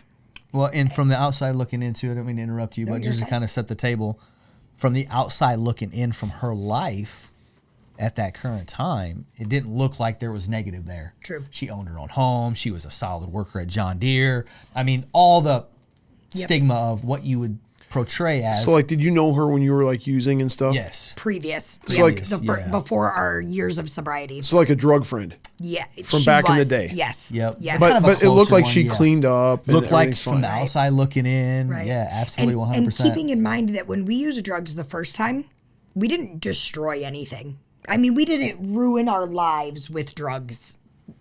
when we met. You know what I mean? Like, there was the typical, like, that's the consequence of using drugs, but we hadn't experienced extreme loss from drug use at that point. So this was the night. I'm not going to say that. So right after Jason's mom died, she called, let me cook dinner for you guys. Why don't you come over? My dad watched the kids. And we went there. We met her significant other. We had dinner. Everything seemed very normal, very normal. You guys want to play dice? Sure. We go down in the basement, and then there's a meth pipe. And I'll let Jason speak for himself on this, but for me, at the time, which now I know this is a lie, but at the time I told myself, oh, his mom just died. It'll be fine. It'll be fine. And so he's like, well, do you want to? And I'm like, well, if you want to. And then here we are smoking meth. I justified it. I can't honestly say if I wanted to or not. I don't really remember. I just know that I was lying to myself. I gave myself an excuse. Oh, his mom just died. He's really sad. It's going to be fine. We're just going to, tonight, we're just going to do it tonight. So I don't know how you were feeling, like, right when it was offered, but. Yeah. 100%. I just thought it was going to be not that big of a deal. I thought, hey, it's just going to be a weekend deal. No big deal. We'll take some to go. You know, it will be okay. You know, everything's fine. Coping. You know, everything is going to be good. And complete opposite. Yep. Complete opposite of really what we thought. This is kind of where our story goes into, like, kind of the statement that you talk about, that Q talks about, and you say it so much better than I do. But yeah, Pastor Q always says, sin will take you further than you want to go, and it'll keep you longer than you want to stay. And it'll cost you more than you want to pay. Amen to that. Yep. Amen to that. Yeah. So we, my parents were in the process of moving to Texas at the time. My mom had already moved there to take care of my grandmother, who just was at a point in her life where she just needed more care. My dad was still in Iowa. My mom had moved. My dad was still in Iowa. And we were taking over their house. So they had a mortgage. It's the only house I ever lived in Iowa. And we, Jason had alluded to earlier, we were doing pretty well in life. We were in the process of buying our own home. So we had given that home up and decided it would benefit ourselves, our kids, and my parents if we would just take over for them. We would just continue paying the mortgage. The house would stay in their name. We would be in my childhood home. You know, it was the best for everyone. Well, we didn't stop using. And my dad moved to Texas not long after Jason's mom passed away, after we had started using. And from my perspective, Jason was a very heightened relational user. And what I mean by that was Jason would use drugs and become better at loving me. He would become, I want to do things with you. I want to do whatever you're doing. Like, I'm a writer. So a lot of times I would get high and write. So Jason would write, like, yeah, I want to do what you're doing. I want to be with you. I want to be close to you. I want to love you. So I was an escape addict. So I wanted to do everything but what was expected of me. I didn't want to be responsible. I didn't want to accept responsibility for anything, actually. I wanted to rebel. I wanted to be gone. And what that caused for me, I allowed addiction to convince me that he wasn't my person. And I actually wrote him that in a very hurtful letter. You're just not my person. You know, it had a lot more to that, you know. And do you want me to stop here and you comment, or do you? No, you're good. I got a question. Okay. Yeah. So this weekend kind of fling thing with your friends. Yeah. Then it wasn't just a weekend thing. So then you just start from then on just using more and more and more. Absolutely. And then it gets into all this. Yep, this absolutely. is all kind of the. Very quickly, though, you've got to remember you've got like 17 hours in a day and we have 24. So we're doing a lot of stuff real fast. You know, this was not 3 or 4 months. I mean, this was probably happened pretty quick. Probably weeks. Yeah. Probably So weeks. it kind of disintegrated that. Yep. Yeah. So obviously we're still functioning at a level where we're caring for our kids. You still have a job. Yes. Not for long, but yeah, still had a job. Right. Yep. Yep. He was still working. I know Doug had given me a week off to really cope. Just say, hey, just take a week, man. For your mom? Yeah, because I believe that shortly before that he had just lost his father. Yep. So he kind of understood where I was coming from. But I utilized that week, and then I convinced him to give me another week. Okay. Not because I couldn't come back to work. It's just I was looking for excuses to Yep. chase her. figure out life, continue to keep using. Yep. So, and this is when you wrote this letter and. Yep. And I left. I left him. I left my kids. I left my childhood home. And I truly allowed addiction to convince me that was not the life that I wanted. I never ever thought I would be the mom that didn't have her kids. I never thought, I knew we weren't perfect, but I would have never predicted we would ever not be together. I mean, in fact, everyone in our life that knew us was in utter shock that our life was falling apart, that we weren't together, hid it from my parents for a while, but they were in Texas, I would dare to think, had they not moved, I think things may have been a little different, because I think shame would have caused you to stay. Yeah, we were very close to my parents. I mean, my dad brought bananas over on Fridays. We had popcorn and M&Ms with them. I mean, we went grocery shopping together. We did a lot of things with my parents. Jason and my dad had a really wonderful relationship. My mom and I were at a good place. I mean, we weren't where we are now, but we were at a good place. I mean, things were okay. And it is not to say that it is their fault that our life went in such a dramatic, right. But had they been around, I don't know that we would have fallen that fast, but they weren't here, and I had no one to hide that shame from. So I know a large part of the destruction in our marriage for those 3 years was on me. I mean, I allowed, like I said, addiction to convince me that I didn't have to be a mom. I didn't have to be a wife.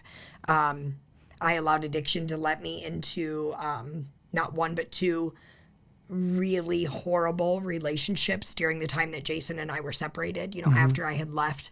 And then you're an adult. With that comes damage that you bring everywhere with you,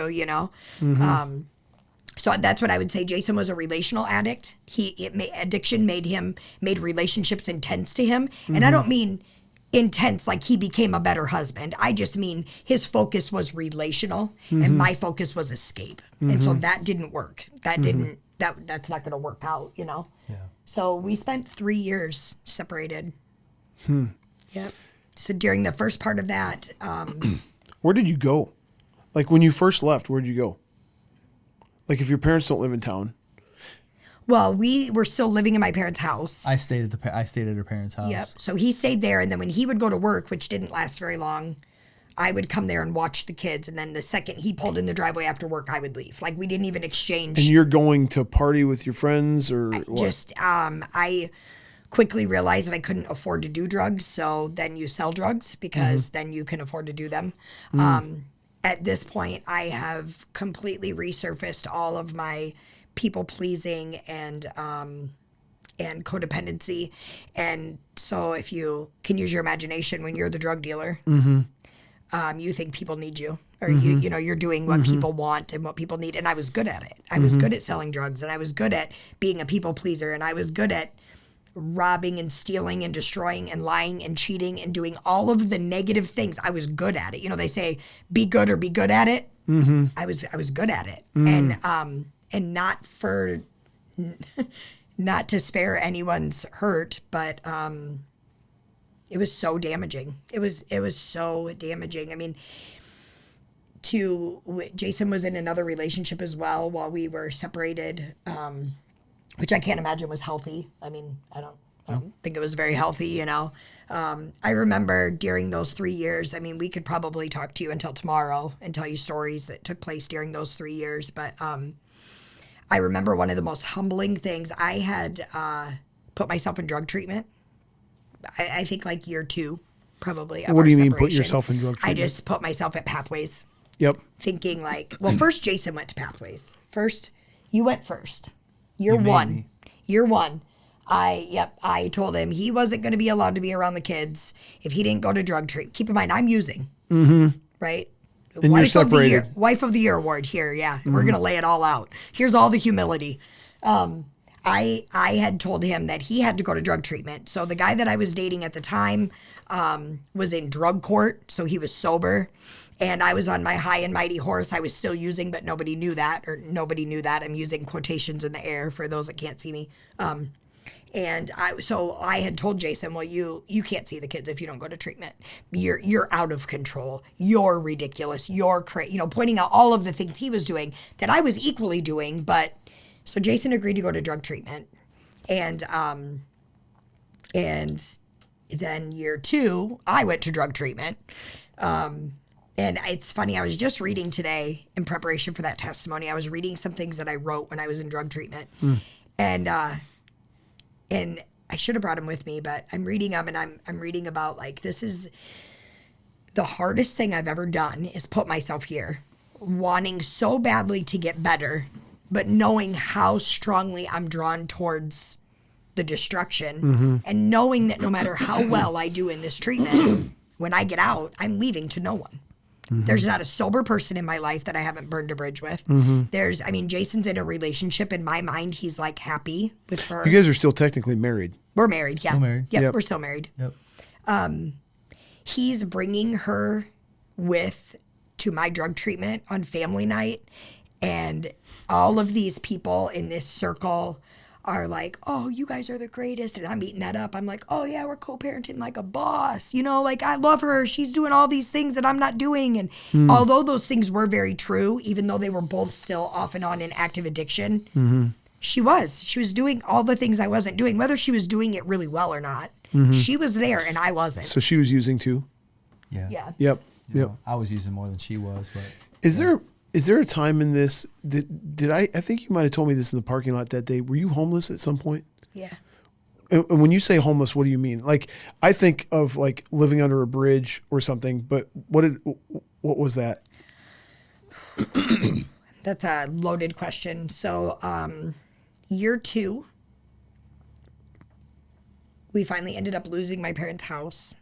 There's a whole bunch of stuff that happened in Just there, Matt. financial ruin. I mean, I ended up moving into the house briefly sober with the first horrible relationship that I had alluded to. We were both sober at the time. I mean, maybe a couple months. It was nothing to brag about, Had the kids, all of the things. That ended up in destruction. Again, started using, and I ended up losing my childhood home. My parents are in Texas. I quit paying the mortgage. They don't know all of the bad things, right? And so homeless in that aspect could be couch to couch. At one point, I had a bicycle that had one of those baby carriers on the back of it with like all of my stuff in it. Sometimes I slept in my storage unit. Sometimes it didn't matter because you don't sleep a lot. And if you're good at selling drugs, anybody will let you go anywhere. So homeless, I had no home. Then there were times because of abusive relationships where I slept in Lincoln Park, the old abandoned warehouse across the street from the food bank in Waterloo on Lafayette. Rath Packing. I spent a lot of nights in Rath Packing. Wow. Scary stories, I mean, when you're out there, I don't know, so yes, homeless, sometimes was on a couch, sometimes it was in a car, sometimes it was in an old abandoned building by yourself, because the thing you've got to remember is when you're that engulfed in addiction, you don't have any friends, you know people with common interests. So you're my friend and we're using together and I run out of drugs, you're going to find someone who has them and we're not, there is no loyalty, none, zero. So, yeah. Do you have anything to say about all that? I don't want to just talk and not let you talk. What's going on in your side of the? Thank you. That's what I meant to ask. Of the coin. Yeah, I mean, so yeah, I was that guy. I was that, I want to hang out with you. I want to be with you. I want to be sexual with you. Constantly, I want to be your best friend. I think this is amazing. We get to hang out with each other all day and all night and just do all the things. And, we could still be responsible parents. And, at least in my mind, that's what I thought. And, crashing down in my world was like, she didn't want nothing to do with me. Absolutely nothing to do with me. And so, yeah, you can imagine the thought process behind all that stuff. And, I think a lot of the reasons why I even stayed using drugs, and this is in no way, shape, or form to blame her at all, but I was chasing her, man. I still wanted her. I still wanted to be with her. You know what I mean? And so we would be friends and civil and whatever, and we would hang out in the same friend group, and I wanted to be with me, but it never happened. And so I always left, heartbroken and disappointed, and just wanted her to be with me, even if it wasn't, us getting back together and married and stuff like that. And so, drug usage for me, I wasn't good at it.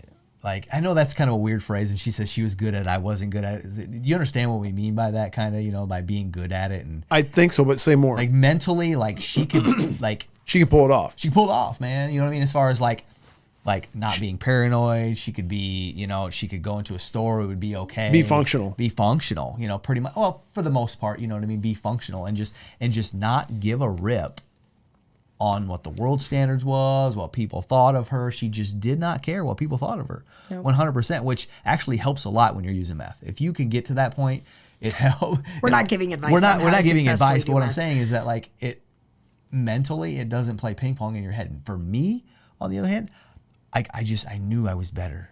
Like, I knew I was, like, and not that she did. No, I didn't. Like, but that message your aunts and your family was pouring into you, like, you could do better. Dude, I just knew better, man. And, like, so that would screw with my mind and my brain, man. So it was only on rare occasions that I felt like I was actually free when I was using. Like, there was a lot of mental trap. Hopefully these videos work because people get a look at you guys. But what physically, how did you guys look at this time? It's not good. So to help maybe understand, so when Jason and I, when we met and were using, I had only ever like smoked or snorted meth. I had never injected meth. Okay. Jason had a little bit, but not too much, really. I don't feel like. Is that right? Correct. Okay. Now at this point, actually, let me go back. I'm so thankful that you have forgiven me for all the things I did to you. Jason had injected meth when we were using the first time, and I would always shame him for it. That's so disgusting. You're a junkie. Why would you do that? It's so nasty. Just control it, Fast forward, year one of the separation, the terribly abusive relationship that I was in, he actually, the very first time that I ever injected meth was because he told me that's what I needed to do. And I just, people pleasing, I'm like, oh, this is what we do. Hey, it's how we party. Let's do it. And it's just different. It's a different low.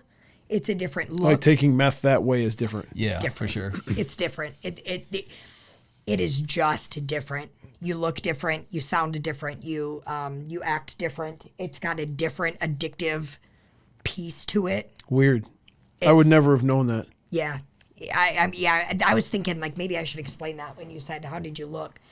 Bad, soulless. So you didn't just inject it that one time, but that's just how you were using it. All the time. Okay. Yep, all the time. Yep, from there out. And I think that's probably why the deep was so deep this time. Well, plus, when you're busy destroying your life, like one day at a time, you're breaking down all of these things that you ever had, because a lot of people say, oh, I lost all this to addiction. And I, with no offense intended, I don't feel like an addict loses anything. I feel like, you just kind of give it away, but as all of these things start fading out of your life and, your relationships, your job, your home, your children, your marriage, your self-esteem, and you look back at it, you're like, well, I can't fix that. How am I going to fix all that? I'm a mess. Like I have nothing going for me, but what I am good at is not fixing any of it. I stayed like just present enough in our kids' life to convince myself that I wasn't completely absent, What's going on spiritually in your lives here? I mean, you've got enough background. You're at celebrations. They're preaching the gospel there. And so you got 10 years of like that being poured into you, even if it was Sundays only. I mean, is there any like conscience stuff? Like, is the Holy Spirit like, yo, over here? Yeah. For me, there was. I relapsed a lot, and I tried to get sober a lot.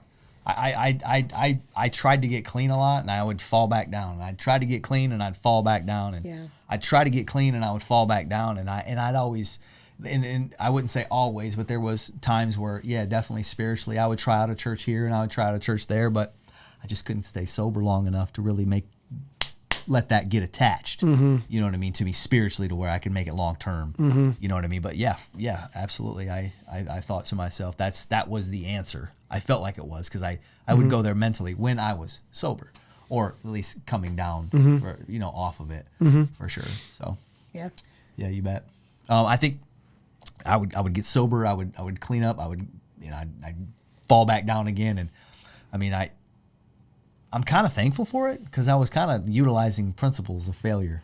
And I would always learn something. But at the same time, as I would get clean, I would do my best to make sure that I could make her look the worst. As I'm clean, I'm making sure that she looks the worst. I was always really good at that. I was always really good at the shadow, or like, what is that, smoke and mirrors? I was always really good at that. I've had to do that since I was 16 years old. You know what I mean? At a young age, I had to hide the drug use. You know what I mean? I always cared so much about what people thought about me and my image and who I was. And I think that's what messed with me mentally, using drugs a lot of times. When I was using, I knew I was made for more. But I do a really good job of trying to hide it. So my come ups were always good. Like I could come back quick. Like I could literally get sober, come up, get a job, create some money, get some income, start getting stable again, really quickly, all while trying to make sure that she looks really bad in the scenario. And looking bad, why did you want her to look bad? Oh man, why did I want her to look bad? Probably anger, frustration. I wanted to be the hero, man. Yeah. With the kids? Well, probably it's just in general, you know what I mean? Because I was getting a lot, like when I was doing well, I was getting a lot of praise from her family, my family, that oh Jason, you're doing so great, single dad of 5. I love that. I fed off that. I'm a words guy. It's my love language. You know what I mean? Yeah. I was feeding. I didn't know that at the time, but I was feeding off that stuff. You know what I mean? And I didn't want people to know the real me, because I thought that they wouldn't give me that anymore. They wouldn't, give me that forgiveness factor. So 3 years. Yep. 2 bad relationships with you. Yep. At least one with Jason. Yep. Homeless, junkie. Bad. And then what? How does that end? How does that end? Yeah. And how are you sitting here right now? I listen to this. I'm just like, okay, so I got to hear the major comeback part, because this is nuts. You mentioned something about 2%. I'm guessing that comes in at some point. It does. It does actually. They say that 2% of IV drug addicts get sober and stay sober. So IV drug addict, again, we were both needle injecting. Yep. Yeah, meth. We both came out of that with no hepatitis, no AIDS. Wow. No, and I know for myself, I had no standard on what kind of needle I used. Wow. At all. I'm not sure. I know we shared needles a lot, but I don't know like what Jason's standard was. But we, God brought us through that clean, which is just a testament to his plan for our life. We deserved nothing but the worst from that. We knew what the drug rules are. Everybody does. So. They say that 2% of IV drug addicts get clean and stay clean. And of that 2%, only 2% of couples stay married. And do the math on that. I'm trying. It's hard. I went to public school. It's like infinity. So I can't do it that quick. Yeah, it's like 2% of 2%. Yeah. Right. Yeah. Wow. So, you ask. But I think statistics are for losers there anyway, so I think they're more revealers than anything. But at the same time, yes. We'll let that reveal. Wait till I start looking at David's stats on the basketball floor. Right, the revealers of his talent, right? Right. Yeah. Jason, little David. Yeah. So, yeah, the 2%. So that's why I say that. I think that's pretty great. That's really awesome, actually. So, what shook you out of it, each one of you? Okay, so... and what gave you, eyes for each other again and a heart for each other? I didn't want nothing to do with her. He didn't, and I didn't deserve it. You, gave up on it. Dude, 100%. Yeah, I want nothing to do with her, for sure. Yeah. I knew How that did you finally get there? Because you said you were chasing. It was her, man. It was her, because so she went to jail. I was living in Tripola. I had the kids. I was kind of just coming out of a relationship with a girl. I was living on my own in Tripola, really just trying to keep things together. Did you guys, I'm not trying to throw shade on you guys, but did you guys ever think I'm married and I'm like having these other relationships, like this isn't okay? Or was that just kind of swept up in the whole, I'm using meth, that's not okay either? We're just bending the rules a lot. It's so hard to explain the thought process when you're in addiction. But you have this uncanny ability to justify every decision you make, good or bad. Every single decision, you can justify it somehow. And so the parts of our story that the people listening don't understand, the parts of the story that families of addicts don't understand, which is a part of my dream in the future, I'm gonna bridge the gap there somehow. The part of the story that the non-addict can't comprehend is that we don't love you less. We don't love drugs more. We didn't choose drugs more. We just have this supernatural ability to justify every decision that we're making. It's not because we are choosing one thing over the other, or you can just justify it. It's the crazy. Satan is, I am convinced that he is the creator of addiction. The stronghold of addiction is so unexplainable. Like it is so unexplainable. It's just, you can't help somebody to understand why you were doing or choosing or thinking what you were thinking, because your logical mind has never been there. Yeah. You can justify coming home late, or maybe forgetting to call Jen, or forgetting to go to one of the kids' concerts because you were here doing an interview with two strange people, Yeah.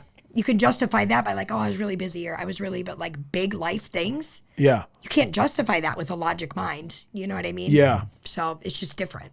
Interesting. That's really interesting. Yeah. And I hope you can close the gap on that. I'm going to. That's awesome. I'm going to try. So you're done with her at this point? Yeah, man, I'm done with her. She's for in sure. jail. Yep, she's in jail. What happened there? How'd you get in jail? A series of charges, theft charge, breaking and entering. I don't even remember all of them.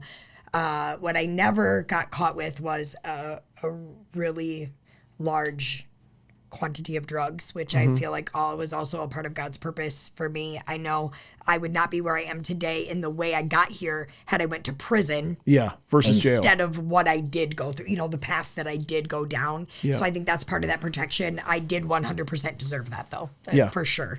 I went to jail. I got arrested. I was walking to Burger King from a house that I was squatting in to use the Wi-Fi because I couldn't pay a phone bill, So I was walking down University, and I heard somebody yell out of their car window, "You're going down, B." And I'm like, oh, whatever. I didn't really know what it was. I had just gotten high right before I left the house. And I sat down at Burger King, connected my phone to the Wi-Fi, and it was like, beep, beep, surrounded by police cars. So whoever had screamed must have called the police, Cedar Valley Crime Stoppers, probably, that you get like $20 if you turn somebody in who's got a warrant. At the time, I was Cedar Valley Crime Stoppers Most Wanted on their page on Facebook. Wow. And so, yeah, they turned me in and I got arrested. God saved my life that day. Yeah, for sure. Yeah. For sure saved my life. And that's, you say 3 years about. Yep. Yeah. So like the last year of that 3 years, I predominantly had the kids most of the time. Yep. In Tripola. And during that time, Bree would come in and out. I mean, I'm still actively using every now and then too, still getting sober, still keeping it together, doing a pretty decent job of keeping it together, but not really even. You can't really say you're using it and keeping it together, but you're just kind of keeping things together. The kids are going to school. It looks good. You were doing way better than I was. Yeah. From the outside looking in, I was okay. You know what I mean? But Yep. Bree would come into the picture. She'd come and maybe, we had a camper, we'd pop up and she would come with the person that she was with at the time and maybe try to hang out with the kids for a little while, and then she'd leave again, or that would happen. And so when she went to jail, she tried communicating with us. She tried writing letters to the kids, and I'd get them. And I thought, oh no, not again. You're not doing this again. No way. The kids have been through enough. We're not doing this again. And so she wrote multiple letters to the kids, and I never let them see one of them. So you're sober in jail, obviously. Yeah.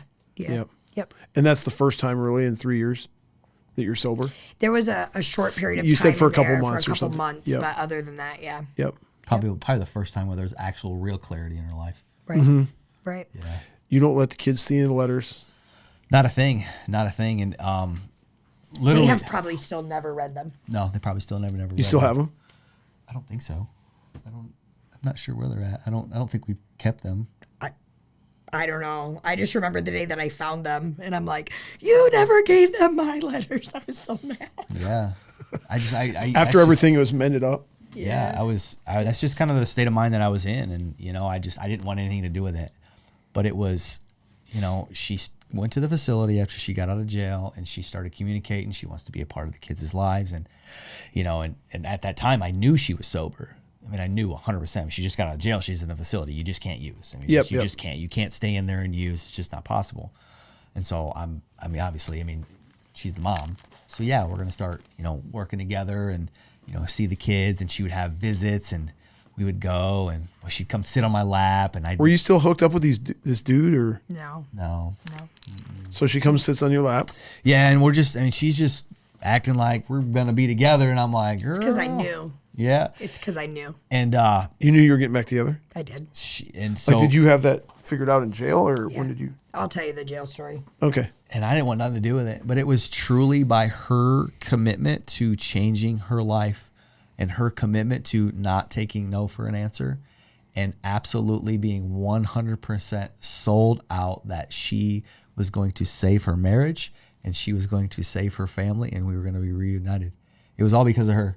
Obviously God, but because of that commitment and that decision and then backing it up by action and some grit, that's what sold me. That's what sold me. And yeah. So what's the jail story?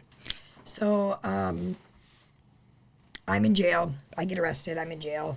And the first night,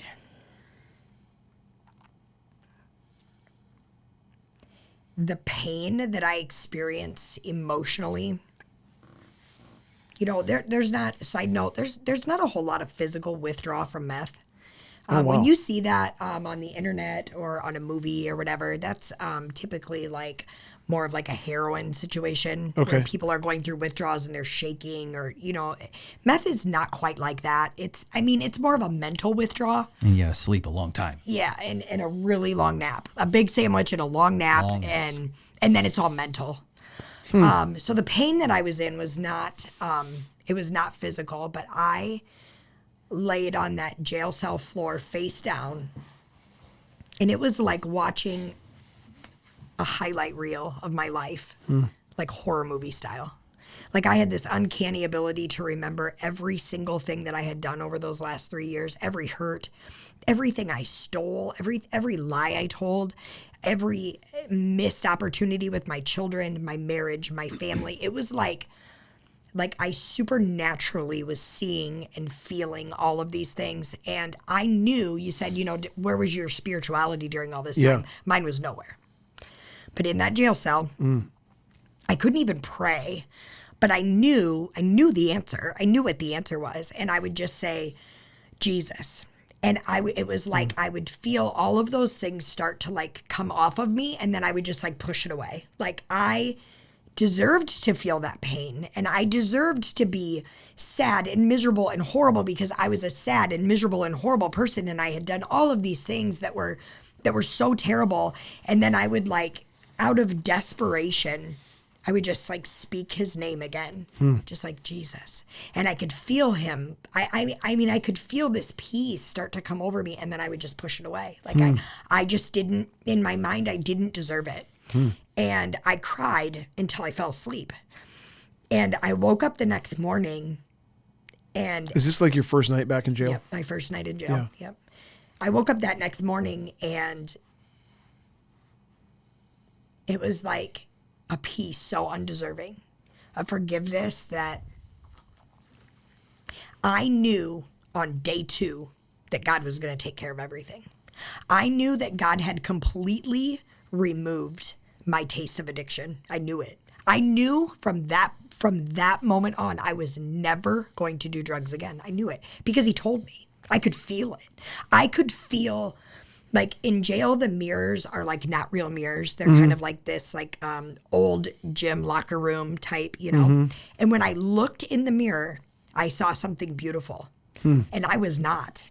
I was 100 pounds soaking wet missing teeth, sunken in cheeks, black eyes. But it was like he would let me see myself through his eyes just long enough to believe that he was going to give me back the desires of my heart, and that he was going to get me through this time. And I spent 40 days and 40 nights in jail. There's 158 times in the Bible that God or is somebody in the Bible that the number 40 is mentioned, and they're all significant.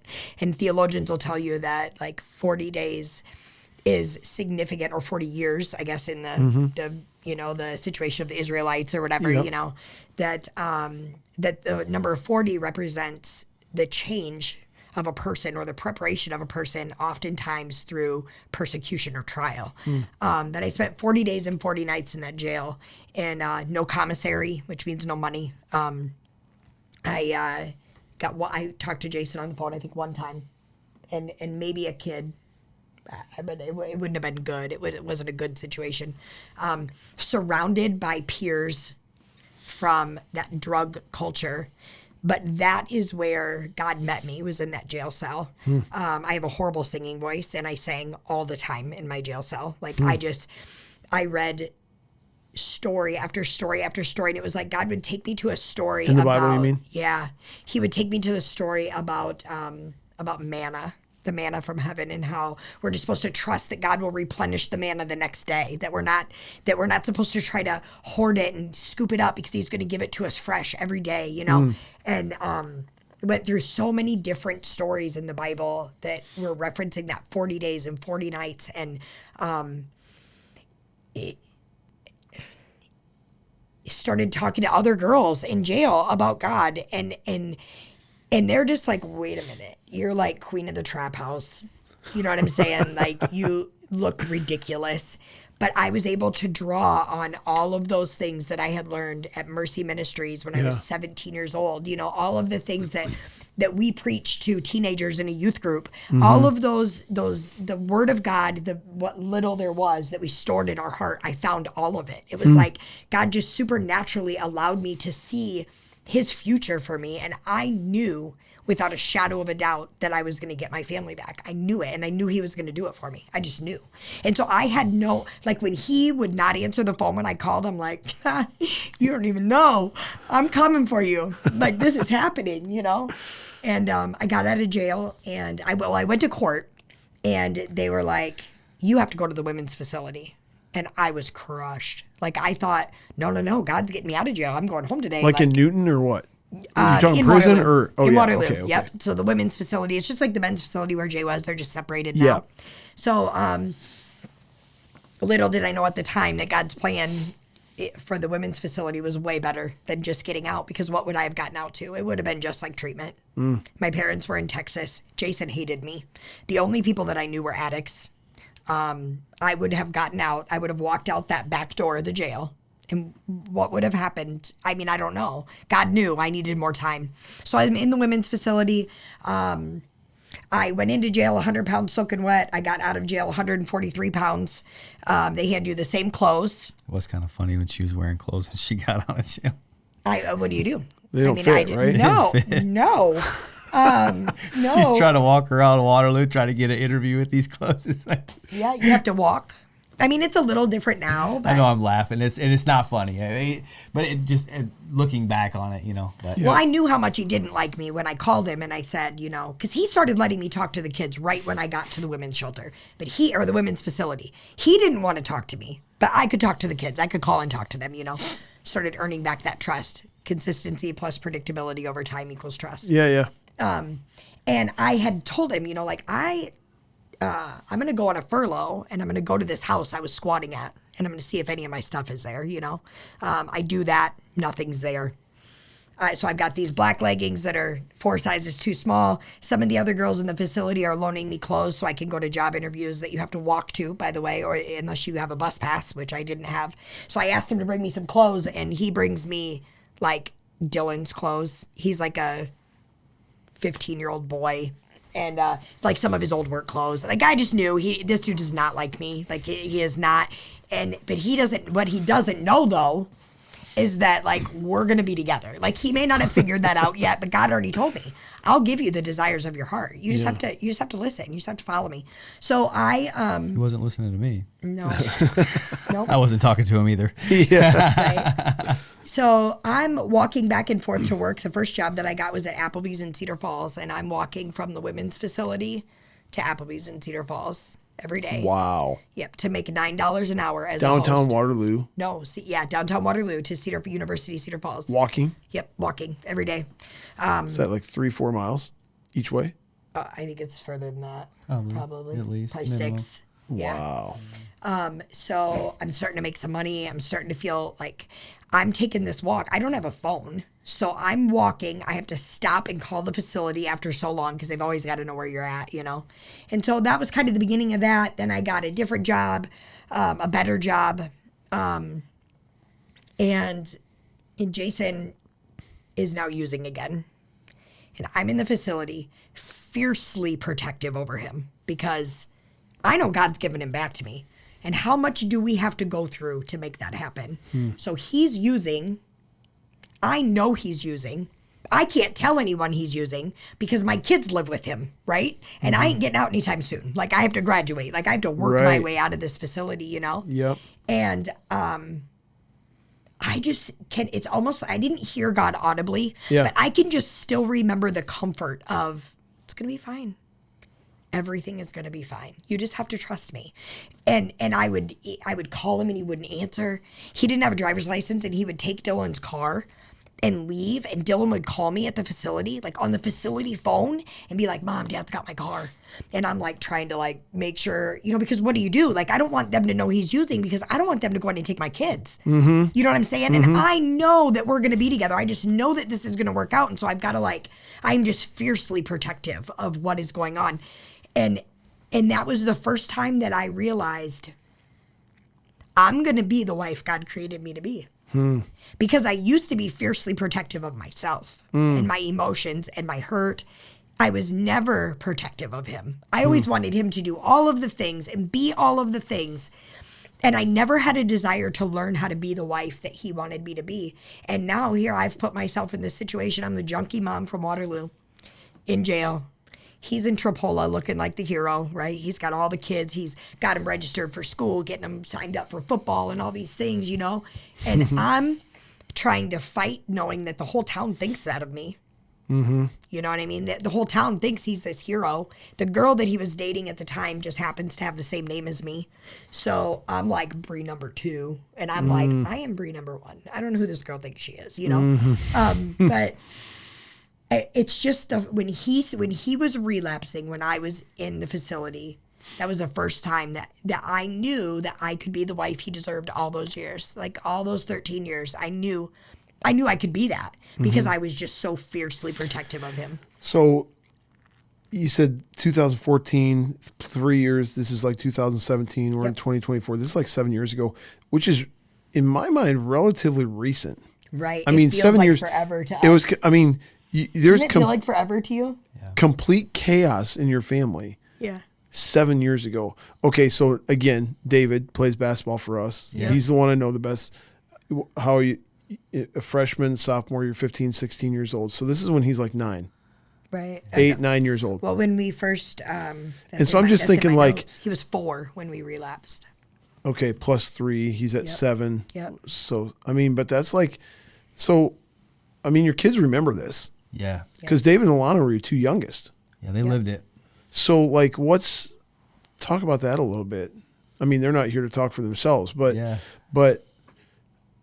you said the Lord gave him back to you. You were able to be the wife that he's always deserved. I got another random question too, but let's talk about the kids a second. Like you said, yeah, they lived it. Like, so what's the fallout of that, even to today?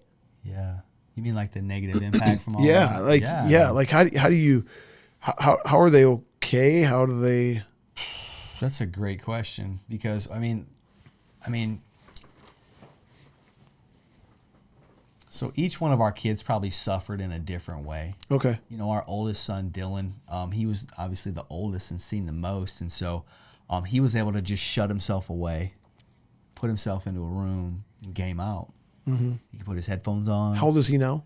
22. So he's like 15, 14 when this is going down. Yeah. So I mean, very, very impressionable at that age, and but I think that's the time when he was able to escape through video games. Didn't have any of us being a major influence in his life, and a big. So he just was able to go off into his room, shut his door, put his games on, and that was okay. You know what I mean? And that was kind of the thing that was going on anyways, you know what I mean? Kids playing video games and whatnot. And so that's a negative thing. I think he still kind of lives in that still, you know. It's very much an escape for him. Very much an escape for him, you know, through some struggles that he's had in his life as well. You know, that's kind of his escape, where he maybe meets friends and talks to people and, you know, really probably embraces that world, you know, really, to be honest with you. Daniel, I mean, I don't know how he's okay. That's just God.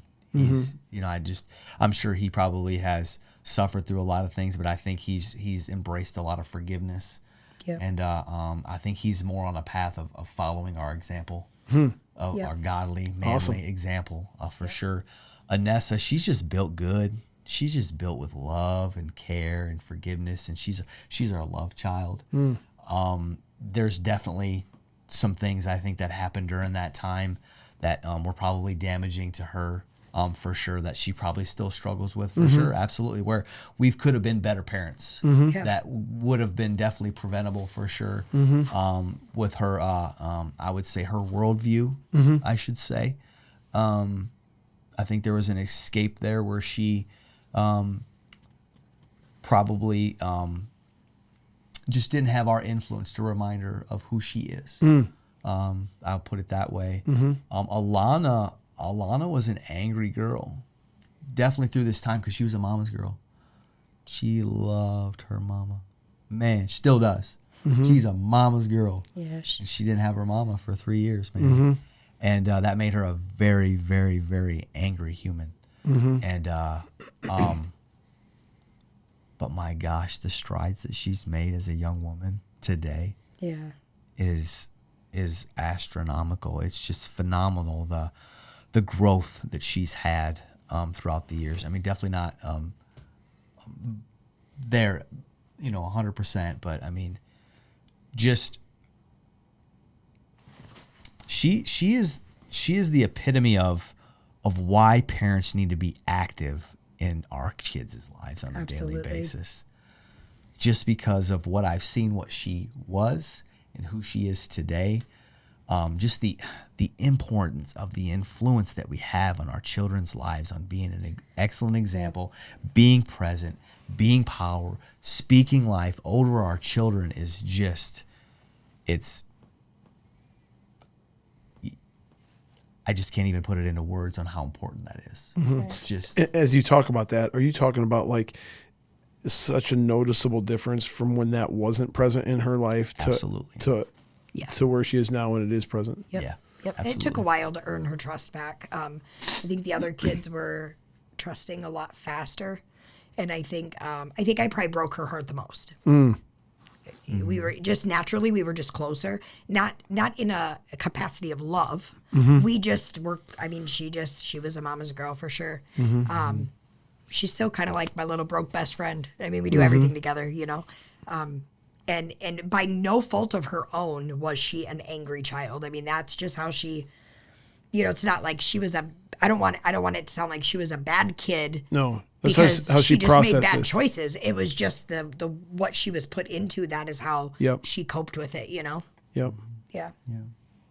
And David, I think David he's just David. He's too busy he's to a know. He's a goofball. Yeah, he's a goofball. He's a fun guy. You know, I just think he was probably too young. I mean, I'm sure there's things there but I just think that he was just kind of along for the ride. You know, kind of thing. So. I don't know if there was a ton of damage, you know, as far as that goes, you know, with David. But he's a very lovey-dovey guy, you know, very appreciative, very huggy. I love you, and so and caring. And maybe that's because of what he didn't get for those years. Maybe now that he has that, maybe that's. But yeah, maybe for sure, that is.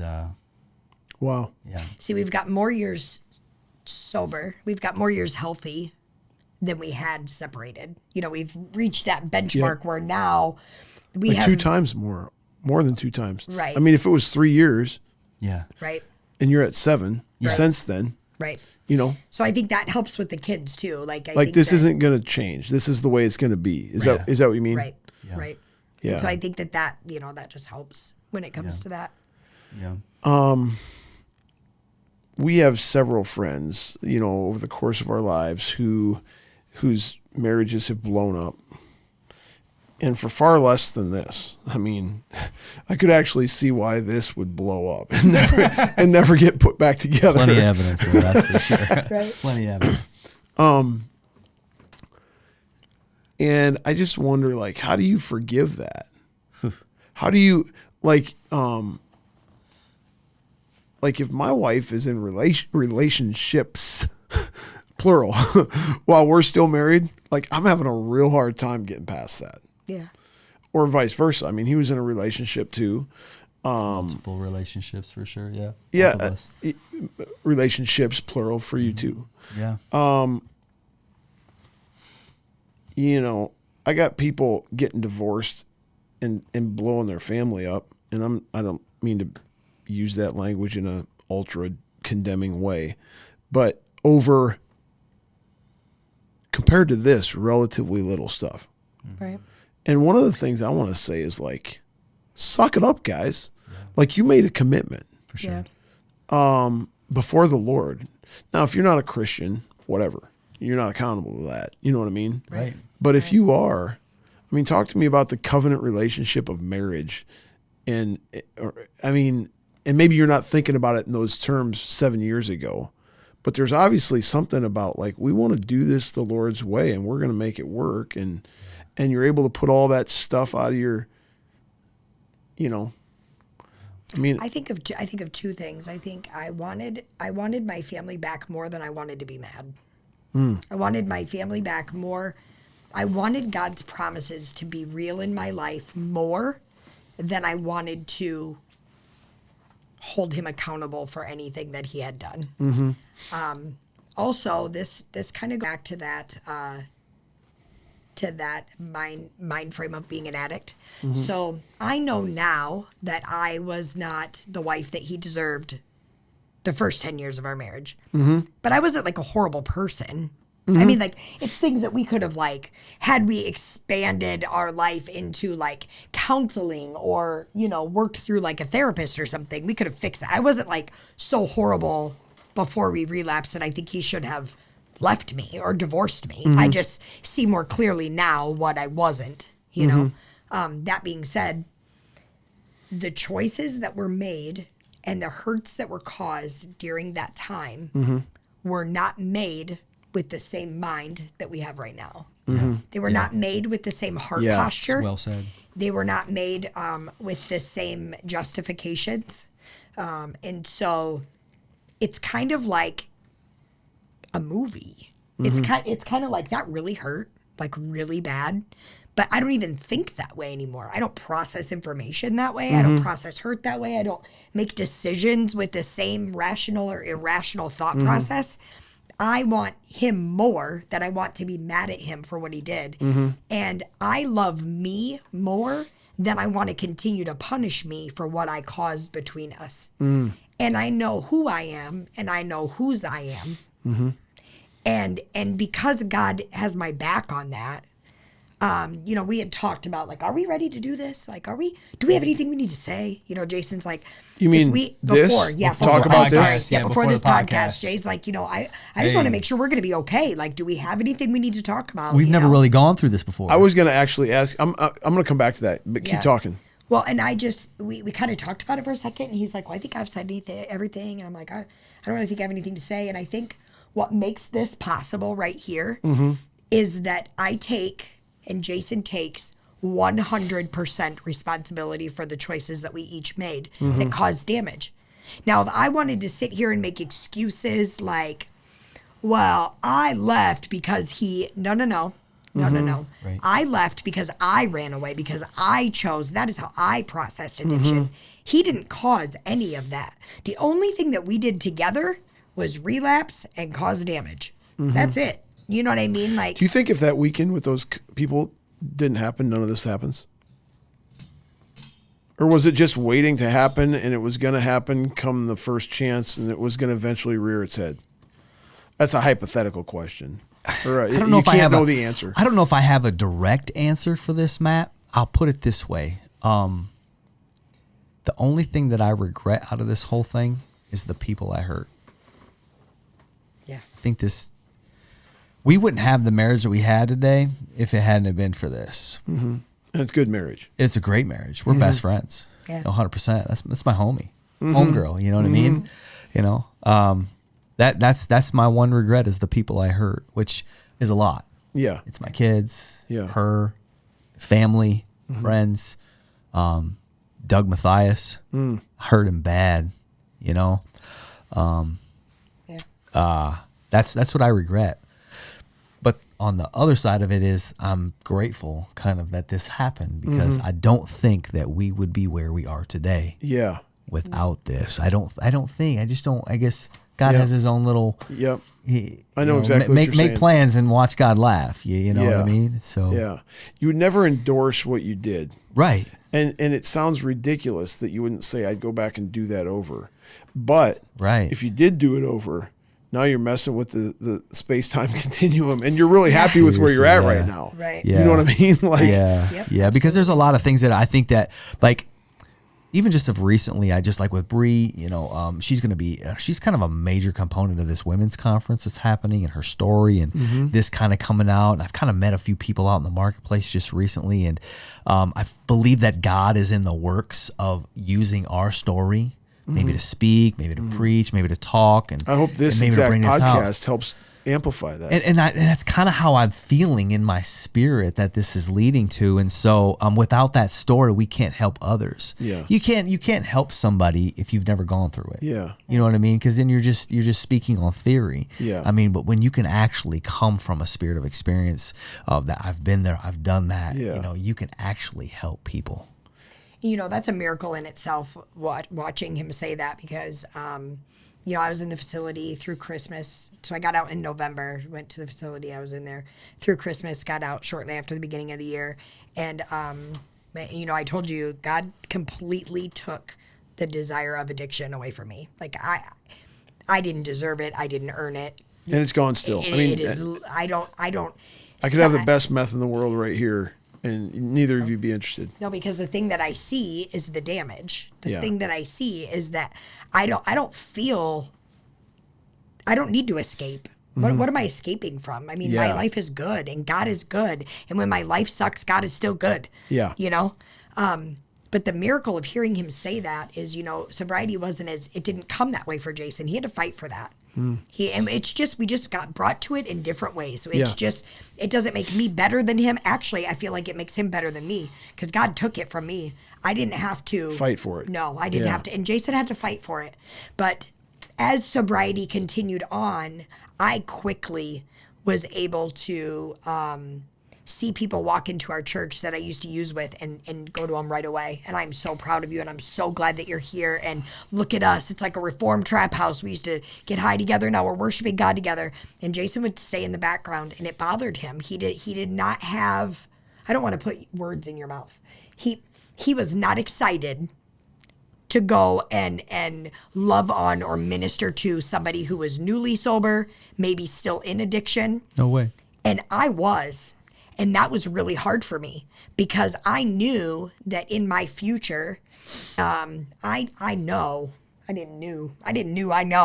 in my future I'm going to play a role in that. God is going to use me to play a role in the translation from addict to family member. I knew that. And so I saw that and I'm like, how is this ever going to work if he doesn't want to be around these people, if he doesn't want to help them, if he doesn't want to speak life into them?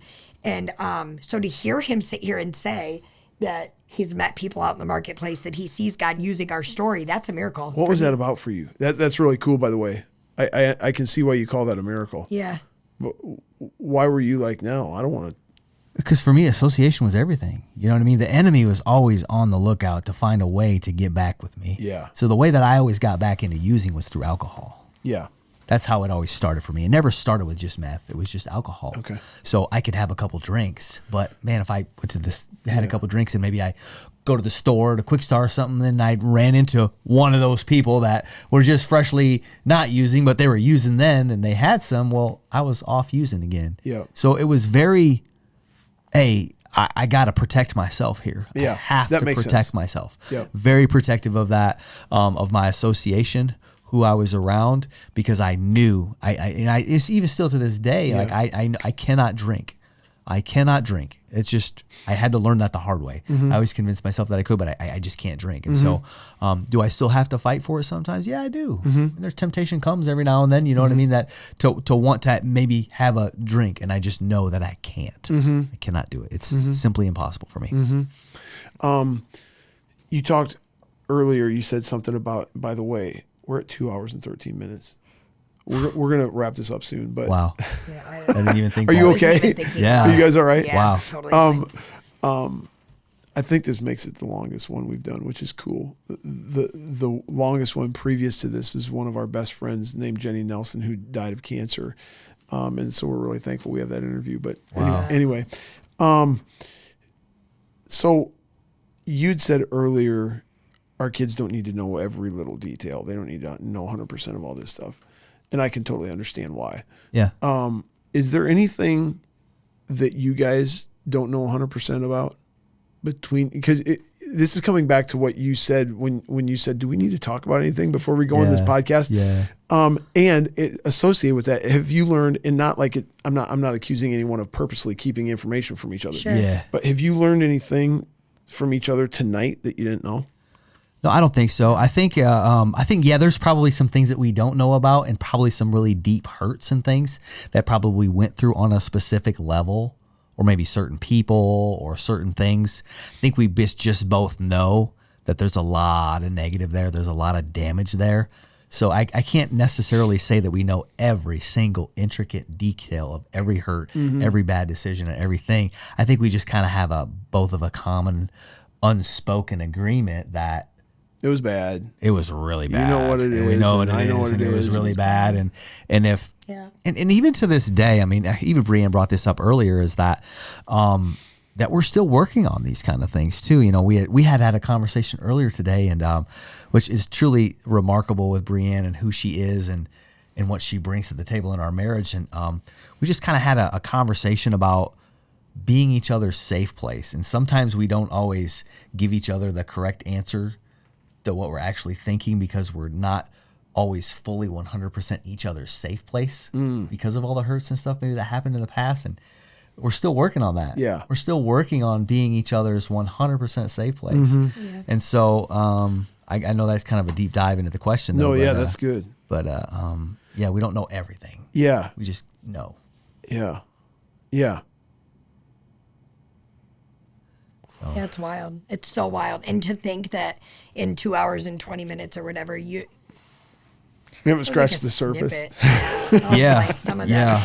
the things or the experiences or the things that you see or the things that you do. I mean, addiction has no rules.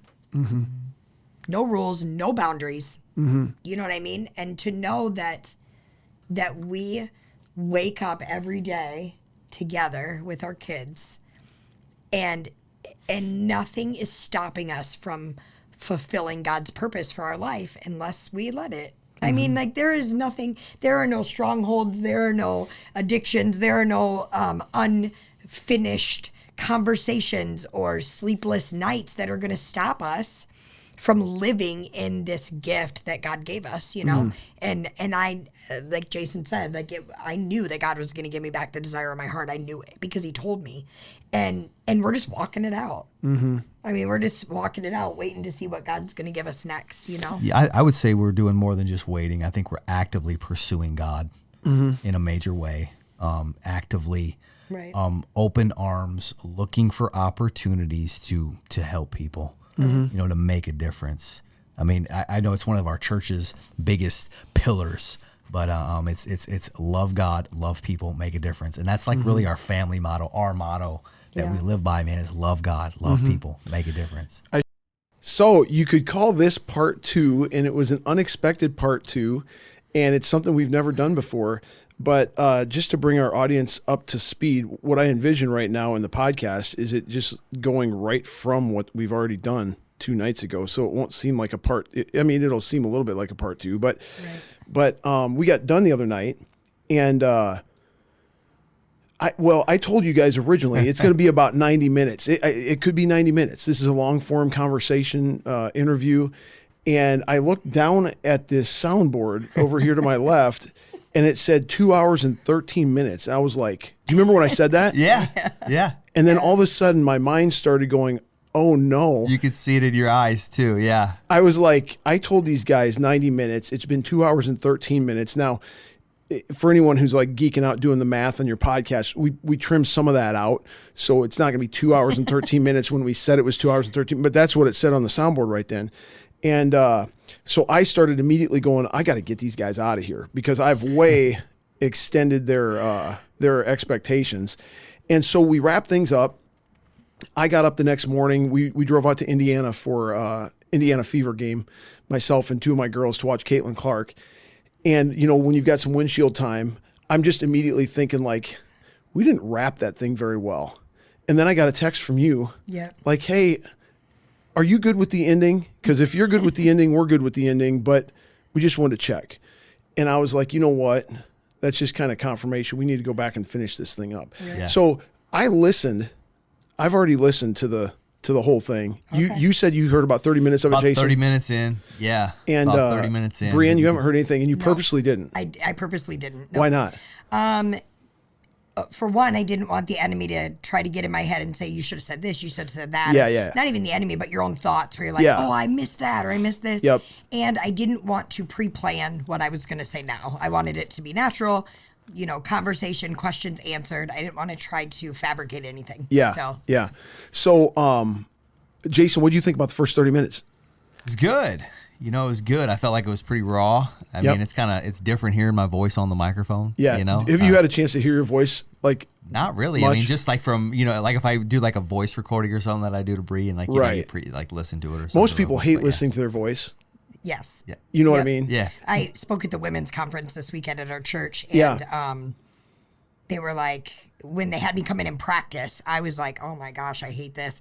She's like, that's why we have music in the background. So I played music actually while I was speaking, so I couldn't hear my own voice because it really bothers me. What's funny about that is like, what we hate is actually what we sound like. I mean, that is what we sound like. Yeah. And so, but we don't hear ourselves that way. Yeah, and so like for me, I just had to get used to the fact that I do not like how I sound on a microphone. And then you just kind of put that away after you do it enough. And But yeah.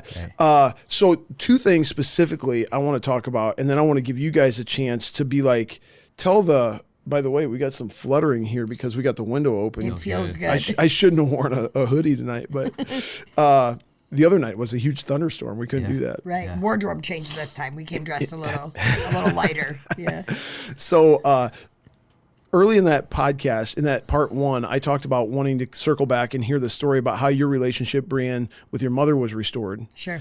And then the other thing I want to just talk about and give you a chance to touch on is it's actually Mother's Day today that we're recording this. Yeah. And, everyone celebrates Mother's Day. Everyone has a mother. A lot of women are mothers. But I was thinking about Mother's Day in regard to you. Right. You've had 7 children. Yep. 5 of them are living. Yep. And you said in that first part, essentially, you almost lost it. And actually the language you used was addicts don't really lose things, they give them away. Right. So I would, using your own words, absolutely, you almost gave it away. Right. And so is Mother's Day a special thing for you more than most, or is it just another day on the calendar? For us at our house, we don't make a huge deal out of Mother's Day, Father's Day. I mean, we're thankful for mom and dad and all that. But I just thought, I wonder if Mother's Day is significant in a different way for BreAnn than some other moms. I don't know that it's more significant. I think my perspective has just changed. When you've not had something and then you have it again and at a different capacity, a different level. Like, I love my kids in a different way than I did before our relapse. And I can't really explain it, but it's like this fierce, like I'm fiercely protective, and that relationship. And so, but a cool aspect of Mother's Day for me is that, our oldest is almost 23. Yeah. So we have a 19-year-old, a 17-year-old, almost 16 and almost 15. Yeah. And as they get older, Mother's Day is kind of cool in the way that my older children do things on their own without like dad carrying a card around to the bedrooms and like sign this card for mom or whatever. And so it's kind of cool as my kids are getting older that like they take the time to do that. Yeah. And Daniel and Dylan actually said really, really great things to me this Mother's Day. And both of them included, like, I'm so blessed to have a mom that fought for us and that, like, decided to win when you could have just given up. Yeah. And that's awesome. Yeah. So I don't know that it's better for me. I think my perspective is just different. Yeah. And one of the reasons we don't make a huge deal out of Father's Day, it's like, let's be thankful for mom and dad every day. All the Yeah. time. And I mean, it's not like we're handing out cards and candy every day, but it's like, instead of it reminds me, I was telling somebody today, it reminds me of Christmas and Easter Christians. Right. Like this is an everyday thing. Right. And we should embrace the same thing with just that. And I'm a cynic when it comes to Valentine's Day, Mother's Day, Father's Day. These things were created by Hallmark to make a ton of money. Oh, for sure. And I ain't playing that game. Right. Now, if I could figure out a way to make money on it, now I'm down. But I haven't figured that out yet. Agreed. Loop us in. Yeah. We got your back. So segueing, talking about moms now. Yep. You had a really rough relationship with your mom. You talked about that did. in the first part of this. I did. And you've got a great relationship with her now. And so tell us the story of how that came full circle. And that might actually, I'm guessing, get us on the where are we now solution side of this, the finishing the big comeback. Yeah. There you go. Yeah, we can probably connect the two. I would say, long story short, let me see. So I told you about how my parents moved to Texas right when we had relapse. Yep. Right. And at that time, still not a very good relationship with my mom.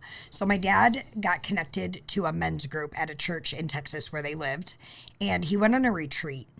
And the women, while the men were on the retreat, the women had certain things they were supposed to pray about.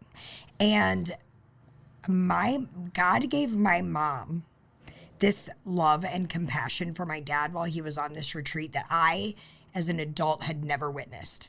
I always witnessed a very selfish, angry, hard to please, not thankful.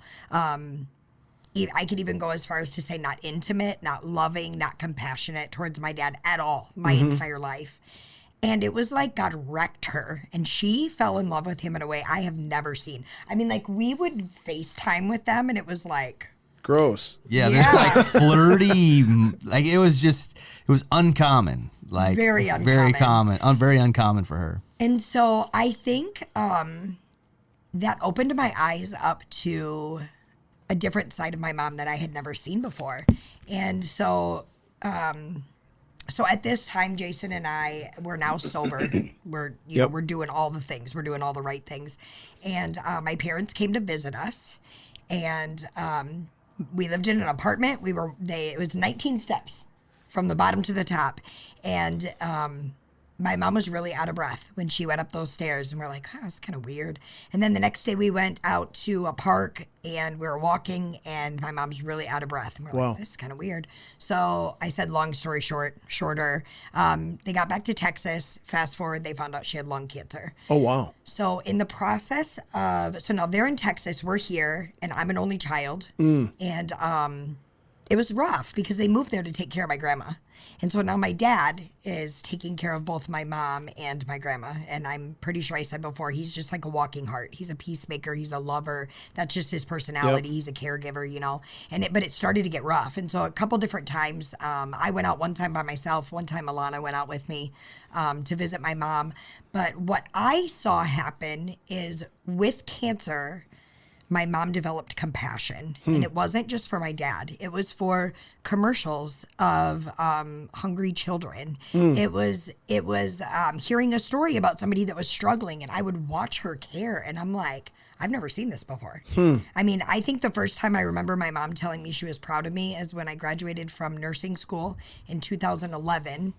And prior to your relapse? Was in my 30s. Yeah. Yeah. Yep. I mean, that's the only time I remember her telling me she was proud of me. And now I'm watching her fight for her life, and she's just I mean, she's talking to little kids in a grocery store. My mom hated kids. And didn't really like ours. I mean, like, didn't, you know what I mean? It was just not when my daughters died that really hardened her towards children in general. They only had one kid for a reason. That was just not her thing. Yep. But I just watched her become more compassionate. Did she come from a small family or a big family or? Just kind of a unhealthy family. Okay. I think. And my dad has 11 brothers and sisters. Okay. So how they landed on one, Yep. I don't really know, but there's only one of me. But, and so it was like the sickness. It was the cancer that just showed me a different side of her. And then a couple years ago, we decided that Texas was too far away, and we couldn't, not only could we not fly back and forth all the time, but we needed them closer. And so we got them an apartment in Tripola where we lived. Yep. And Jason and Daniel flew out to Texas and drove them back. And we moved them into an apartment, and so they were close to us again. And my mom, I will say, is cancer-free today. Wow. Praise the Lord. She has developed kind of an end-stage Alzheimer's. I would say she's like a really, really happy child. She's so fun. She is funny and inappropriate and Very inappropriate. It's and hilarious. happy I love it. and flirty. I mean, her and Jason can just get each other going. She loves our kids. It's impossible not to love her now. Did you mean end stage Alzheimer's? Yeah. What did I say? You said that. I did. But I'm just trying to, my picture of end stage Alzheimer's is different than that, and I don't know much about it. So I was just Sure. clarifying. So maybe advanced. Okay. Maybe that would, Okay. the word advanced would better describe it. I'm not saying it wasn't the right word. It was a different, what you were describing was Right. different than the picture I had in my mind, and I wanted to make sure we were on the same Right. page.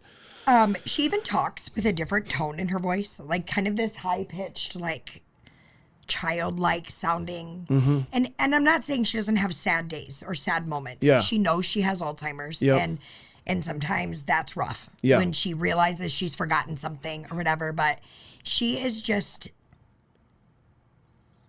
it would be shame on me to not choose to overlook our relationship up until this point. Yeah. Or it would be shame on me to hold her accountable or to some standard Yeah. that it's not healing for either one of us. Yep. And we just have the best relationship now. So tell me this, like, I mean, was it just you noticed her becoming more compassionate and caring in the midst of this cancer journey she was on, and then you just kind of reciprocated with what you just described, not holding it against her? Or did you guys have some hard conversations to like talk through some stuff that went down? Like I was asking you in the first part, like your mom's going to hear this. Yep. Now I understand she's hearing it through a different set of ears than I imagined if she has advanced Alzheimer's. Right. So what of this have you talked through? What of this have you just let bygones be bygones? And the reason I'm asking this is because I guarantee there's people listening right now Right. who have issues between parent and kid, Yep. a parent and adult child Absolutely. because of whatever went down. Yep.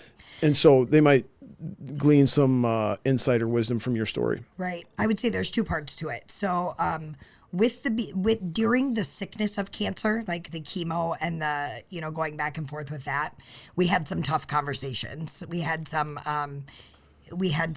you did this and you said this. And my mom was able to tell me how I made her feel when I relapsed. And she was able to let me know what that felt like and how that connected to how I made her feel when I was younger.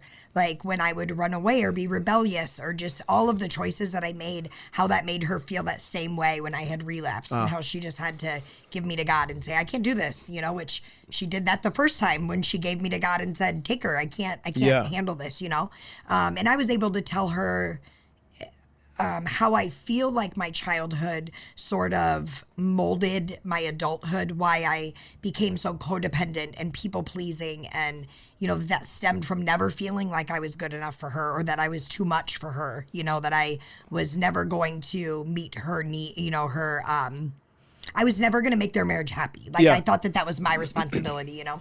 So yes, we did have some tough conversations.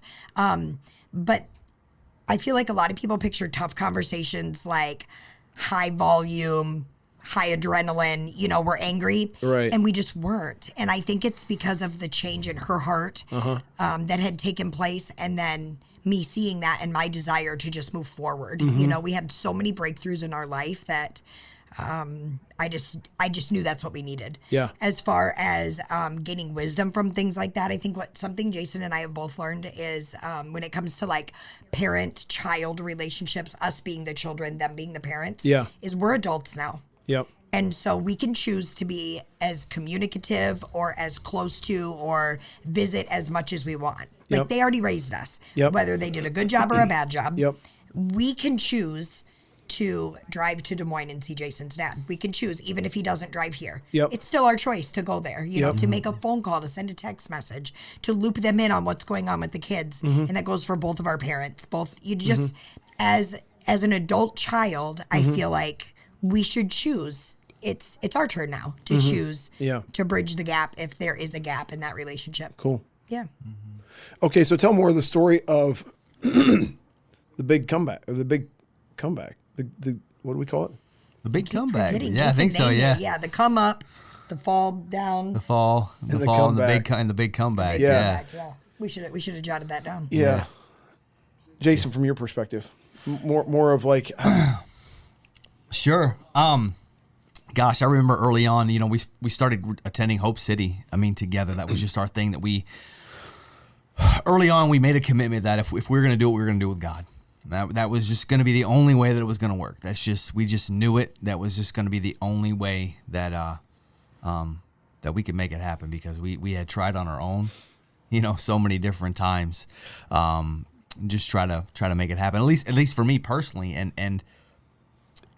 and with her story, you know, was a little bit different than mine as far as the comeback is because, you know, she loved different.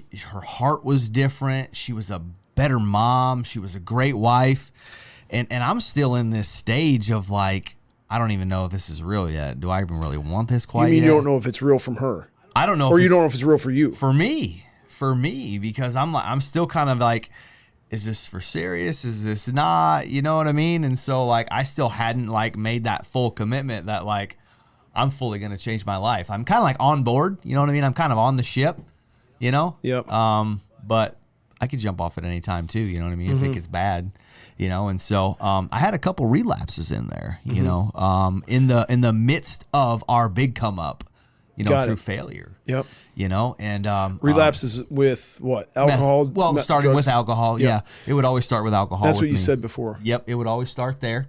And I would have just like getting together with some buddies and drinking? Just making a choice. And then somebody pulls out some meth or what? Really what happens is I'll find it. I could find it. Yep. You know what I mean? I could get on my Facebook and find an old buddy or something like that and refriend them and, you know, and message them. And the enemy makes it really easy. Yeah. You know what I mean? If you want it, you can find it. You can sniff it out. It's just not that big of a deal. And for some reason, alcohol just does it every time, like to where it numbs my long-term thinking, my perspective on who this is going to hurt. I just going to do it now. And so, unfortunately, you know, So a couple relapses, is that like a day or two, a month or two? What's a couple relapses look like? I think what were they? How long? Do you remember how far apart they might have been? 8-9 months apart, probably. Yeah, 8 or 9 months apart. But I know there was 2 of them, and then. But just like a 1 day or 2 day thing, or like a while. Yeah. Well, maybe the first time was like a week or so, or maybe, I don't know. Maybe each one was about a week or so for sure. Yeah, I'm just trying to get a picture of. Is this like a one night? I just go crazy one night, and it's over, or is it like? I wish it were like that. There's collateral damage when you do that. I mean, because she's hurt. Yep. Obviously, doesn't trust you. I'm still in denial. I'm, you know, just it's not that big of a deal. You know, I'm here. I haven't left. I haven't gone anywhere. You know, it's not that big of a deal.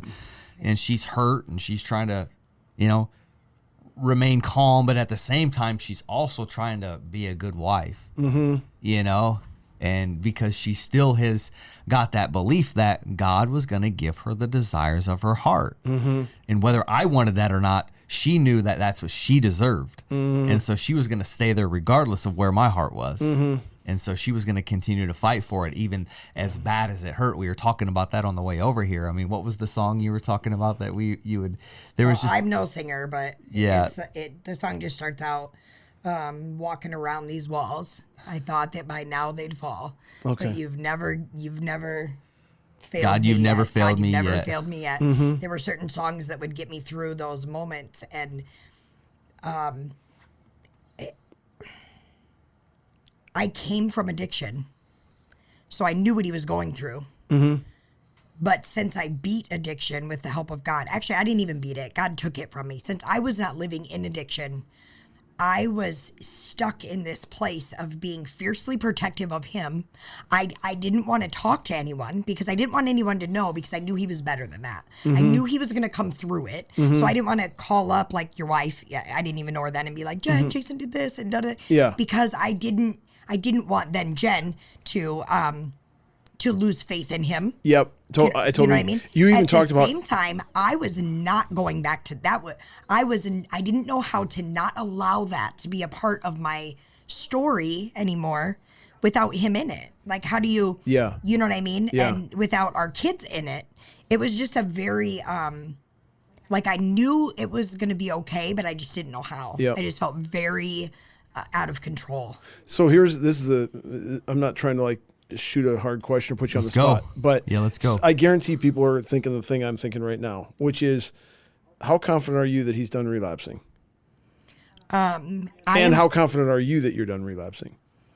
I am confident in the capacity of our relationship to come together and prevent either one of us from jumping off the deep end in any situation, whether it be, so like for me, it would probably be, I could see it being a depression, or holding myself to a higher standard than I should, coming down on myself for things that I didn't. And I have full confidence in the capacity of us for him to say, whoa, I see what, something's going on here, So I never categorize, do I think he would ever relapse? I don't think about that. I don't think he would relapse. I think that we have learned how to go to each other and be like, okay, something here feels like we need to work something out. You know what I mean? Like that would be like a preventative measure before something happened. Yep. Is that what you're talking about? Yep. I think we've lost each other too many times. Yeah. To where now, even over the little things, like sometimes I feel like he knows me better than I know me, and I know him better than he knows him. And I can go to him and be like, wow, I really feel like something's off. And he's like, I'm fine. Like nothing's off. And I'm like, okay. And then like maybe hours or sometimes maybe days. And I'm like, something was off. I just really feel like something's off. And he's like, she read it. I don't know what it could possibly be. I feel fine. My heart posture feels good. My mind. And then he'll come to me like a day later and be like, wow, what was really going on in my head was, how did you know that? And I'm like, well, I didn't, but I just know you. Like I have known the best of you and the worst of you. And that goes the same for both of us. Like he has seen me at my absolute worst, and he reflects me at my absolute best. Like, did you see you, girl? Did you see what you did? Or I was watching you do this. And so when you say like, how confident are you that he wouldn't relapse? Yeah. What I'm confident in is that he would come to me and he would say, I don't know where this is coming from, but this is what I've been thinking about. I feel like we would prevent it before it got there. That's awesome. Yeah. Yeah. So one of the things in the big comeback that has been shored up big time is just like a free-flowing communication. Yeah. A willingness Mostly, to be. we're working on it. Yeah. We're still working on it. Yeah, for sure. It's a work in progress. We're learning how to okay. be each other's safe place. So now for let me sure. go there. If you say mostly, what would you acknowledge is a place where that still needs work? You said mostly, not completely. I would say, for me, a lot of times, if I'm going through something mentally, if I feel like I'm failing, I want to be the man. Yeah. I want to be the man that I'm not, like, if I feel like I'm genuinely mentally failing, like if I'm not doing well in a certain area of life in either business or work, or I'm not giving enough attention to the kids. And a lot of times what I won't do is I shouldn't say a lot of times. There's sometimes I won't go when it happens and just be vulnerable and just say, hey, Bree, I'm just going through some stuff. And I just want to let you know that, hey, this is how I'm feeling. This is how I'm feeling. Have you seen that too?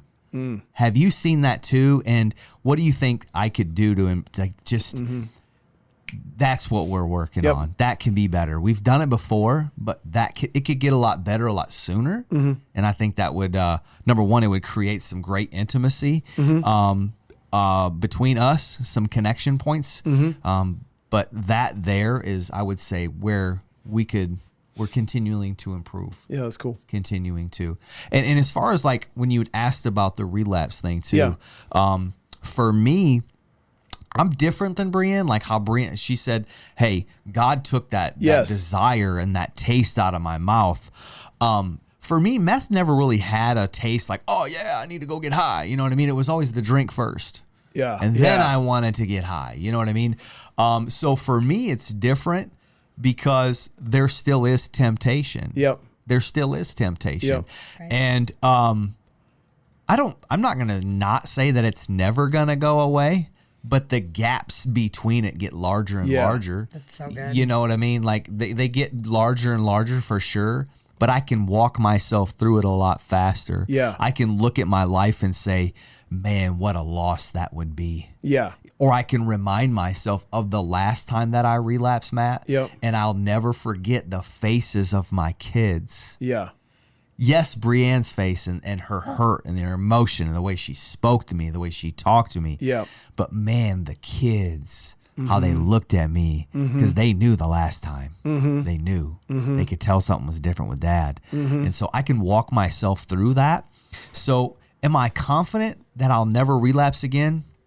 I'm confident, but I'm also aware. The enemy's strong. He's very strong in areas that he knows that he can catch you and be weak in. And so you got to keep your armor up. You know, Paul talks about that, keeping your armor on, and you have to be equipped. You have to be equipped and you have to be ready. I believe, That's know, for really me. good. Yeah, for me. Good. Is there an anatomy of a situation? You said it starts with alcohol. Yeah. Is there an anatomy of how the situation looks that is tempting? Have you deconstructed it to that level? Or is it more not the situation, but it's what's going on inside you? That's exactly what it is. That is one. If Jay here, okay. So hypothetically speaking, this podcast gets over and we all pour a glass of wine. Yep. Jason's going home with me. He's in a good place. He's headstrong. He's heart strong. His connection with God is superior.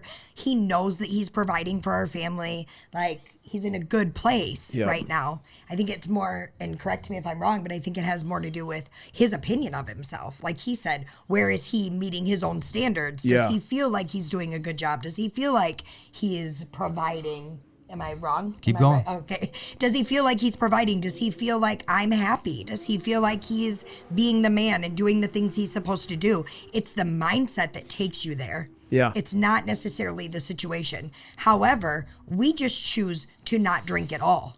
Because why? I have never Why cared do about that? alcohol, Yeah. but why I don't need a drink. Why would I do that? Yep. I love him way more than I love the taste of a sangria. Yeah. You know what I mean? Yep. It doesn't even compare, you know? So I don't think that it's deconstruct a situation. I think it's deconstruct your heart posture, your mind posture, your connection with God. So I'm getting way like psychological Go, here, and man. I'm way out of my depth. Okay, Go, man. but No, it's good. So what has happened inside you that your heart posture is in a better place, so that those times between temptations are longer and longer? Complete and total and 100% surrender is what's gotten me to this point today. That's it. Surrender to. Surrender to Christ. Yeah. 100%. It's so good. Every single day I surrender my day to Jesus. But I have to. I've tried it so many different times on my own, Matt. I've tried it so many different times and I've failed every single time, you know, and so it has to be complete and total, utter surrender on that for sure. God has given me the perspective of my life. I know that he's put a plan and a purpose into my life, and that's not drinking. Because drinking leads to more, and it just leads to depression and not my calling and my purpose. And so it starts with surrender, and then it wraps around to just realizing good perspective on my life and what that looks like. I can play the whole tape through is what it looks like. I think you can take a deep breath and just play the tape through instead of making an emotional decisions. We're such emotional creatures. Yeah. We truly are. Everybody makes emotional decisions. I think that's how we're hardwired, you know, to make those to make those emotional decisions. They're quick, they're snappy, you know, and we just do it because we can justify it any way we want to, right? Yeah. You know, and so just play the tape through. When you're talking about, you know, God has a purpose and you're surrendered to Christ, I'm curious about, not just for you, but for anybody who's listening to this, because now we're talking about things that every single person identifies with. Sure. I mean, whether you're addiction or whether alcohol is a problem or whatever. Right. But for me, one of the things that had to happen, and this is why I think it's hard for you to grow in these ways until you got some time under your belt, you know. So I had an idea at one point of what my life was going to look like, and it was this certain career path. Sure. And it was this certain number of successes to get to this career path, and it wasn't devastating to me in any way, but the rug got pulled out, and I failed to accomplish those things that were going to lead to this career path that I just saw myself in, and so that's hard. And you doubt yourself. Sure. And depending on, now I was fortunate to have great parents, godly parents, a system of godly people around me that didn't like crush me. And my kind of recalibration time was really pretty quick, just not because I'm so great, but because the Lord was great and the people around me, you know, who built into me my whole life. 100%. But I think after you've had that experience 2 or 3 times in your life, where things don't go the way you thought they were gonna, in a way that causes you to question yourself in a pretty deep way, and then you realize that God was not thrown off by any of that. In fact, God was actually using every single step down that path that you thought led to failure, but really it was just an equipping for the other things he has you to do. Then that gets you in a place this like you're talking about, right? Yeah. So the reason I'm talking about that, and I wonder if you'd have anything else to say about it, is are you less quick to doubt yourself and be insecure when things don't go your way versus see them as stepping stones to what God's trying to do in your life? Does that make sense? Yeah, absolutely. I mean, the enemy has a special way of just creating doubt in us, you know, a lot of times. And I think for me, I consistently have to conquer that. You know, even though that, like when I talked about before in our part 1 or whatever, that I'd always known that I was made for more, I still have to battle, you know, sometimes that, like, hey, you know, you're better than this, or your mindset is better than this, and still have to conquer those mindsets. When you're talking about doubt, you're not talking about doubt about the facts of the Bible or something. No. You're talking about doubt about my own yourself. My own self, Yeah. correct. Right. Yeah. Yeah, definitely.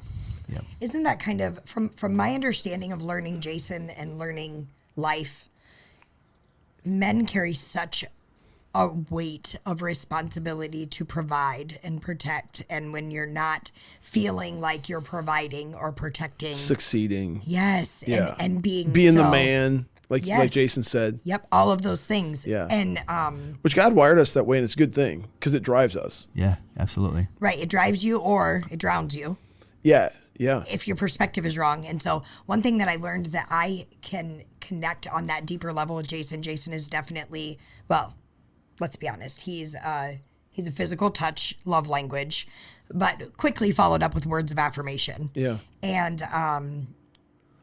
I heard somebody say every man is physical touch, so that doesn't count. So love. So we'll If you read the book, that does not count. That does not count. Right. So I used to, in my pre-BreAnn wife brain, I used to feel like that was such a burden. Like, why do I have to tell you all the time that you're this or you're that, or because I am not a words of affirmation person. Yeah. That's just not my love language. and what God revealed to me in telling him that I wanted the desires of my heart back. God gave me things like, okay, well, you're going to have to do this, and I'm going to teach you how. And you're going to have to love this way, and you're going to have to talk this way, and you're going to have to shut up, and you're going to have to do these things. Is that I play a big part in that. Yeah. And sometimes I don't do the greatest. And so when I see, or when he comes to me and he's like, I really wanted to have this done or that done, and I didn't do it, I failed. My first thought now, because of God, is like, I wonder how my communication was. I wonder if I was telling him during that time how much I really appreciated him. I wonder if I mentioned all those things that he did that meant so much to me, or, and so it's just a picture of the way that God creates this union and that braided cord. Us twisted together is strong, but if we leave that assignment from God out of it, if we leave that love language that God put in us out of it, the strength is just not there. And so I take responsibility for some of that. And it's so when you asked earlier, like, okay, you say your communication's not quite all the way there. Yeah. It's just like you're constantly learning how we can make each other better. And Jason's I'm an acts of service girl, so poor Jason. That's what Jen is too. Yes, yes. Because that's the way that her dad expressed love to her. I mean, and really the only way, right? And minimally. Oh, I mean, so then so it's it makes like, sense. well, no wonder. But like, I'm not your dad, so like, relax. Like, oh, Jen. Team Jen. No, that's good. Yeah. So when you said that earlier, like, how can we? Jason answered that question. For me, I could do way better at paying more attention to focusing on Jason's love language, even if I don't understand it, even if I don't get it. You know what I mean? Yeah. Another thing that comes to mind when we're talking about this is, and this is where I go, like we had a conversation this morning about the sermon we heard at church, and I automatically start to think about theology. Was this every little detail of it theologically, biblically correct? And Jen's more of a like, well, what about applying what he was talking about? It's like, well, that's kind of a secondary thing for me. But we need to have our doctrine right, so that we don't lose ourselves in our failures, in our shortcomings. Right. And having our doctrine right is like, dude, I'm a son of God. Right. Like, I'm a co-heir with Jesus Christ. Yeah. The Most High is my Father. Yep. Yeah. Every single thing that he wants for my life will happen perfectly according to how he wanted it, even despite the fact that I'm sinful and broken. Yeah. And from my perspective, I'm going off the path all the time. Yep. From his perspective, he knew that, and he's working it for my good.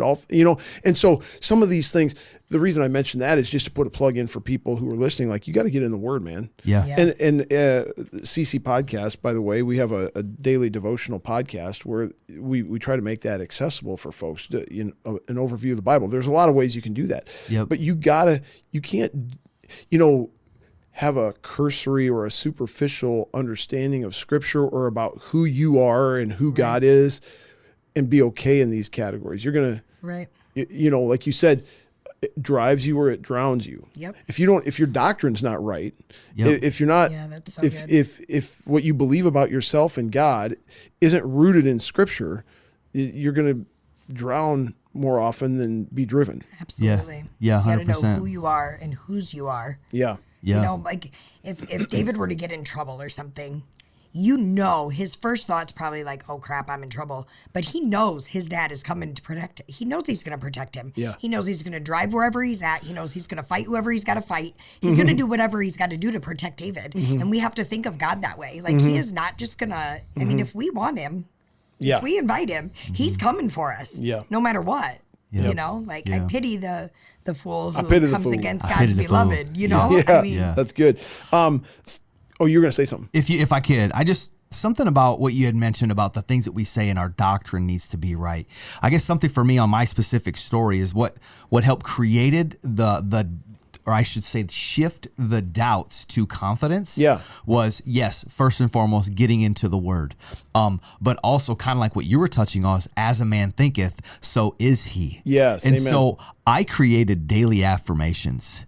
You know, I read so a book. good. I read a book called "What to Say When You Talk to Yourself," and it's a book about how we speak to ourselves. And when you're coming out of failure, it is so easy to drown yourself out into what you have already done, because that's all you have as far as the tape is playing and your perspective because of your experiences that you've been through, and you can't stay there.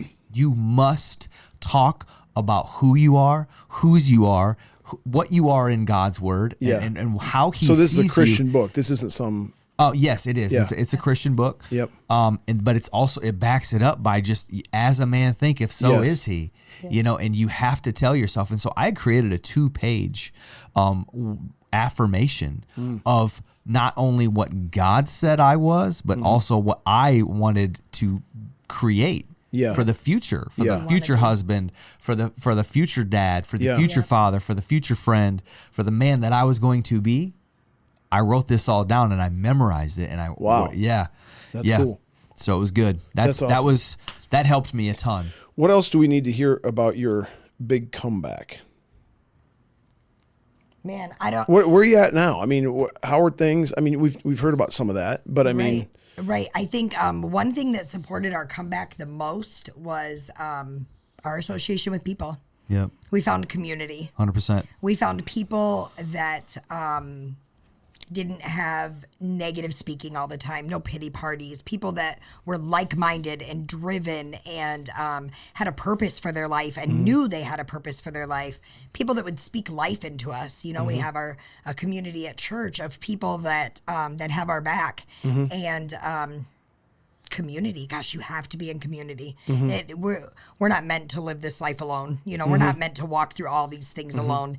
And I never found community in any type of like addiction support. That always felt like somebody was trying to tell me. I mean, they start the meeting with, "My name's BreAnn and I'm an addict." And that wasn't my story. And that's not to say that addiction recovery groups aren't amazing. They are amazing and they save lives. So by all means, if that's a group that somebody needs to be in, you should 100% do that. But since I didn't fit into that category, it was so important for me to find a community of people that wanted to like see the best in me and draw out that best in me. When you say I wasn't part of that category, explain that. Because somebody listening could go, "Wait a minute, you're an addict." I was, I was. But this gets to where you're saying God took that away. Yeah. And so you're not really anymore. Well, and I just she's not gonna remind herself that I'm an addict. Every single day. We're not gonna live by that identity. Right. We can put our walls up and we can put, you know, our armor on and protect ourselves from that not happening again. But we're not going to repeat over and over again that we're an addict. Period. Yeah. You are, as a man thinketh, so is he. I like that. Right. It just wasn't for me.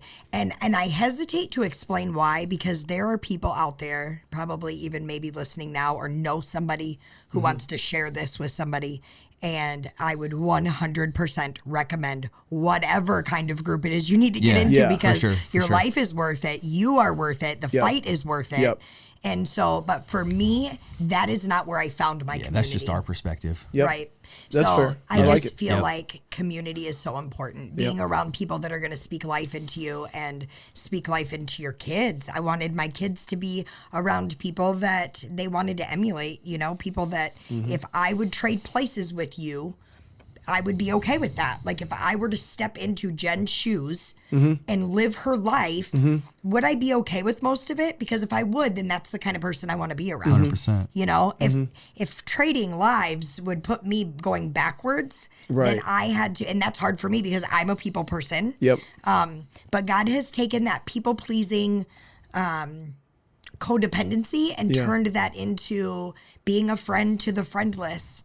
Like instead of being codependent, God puts people in my life that don't have friends that I can befriend, you know. As far as the people pleasing goes, I pray that God turns me into a servant leader.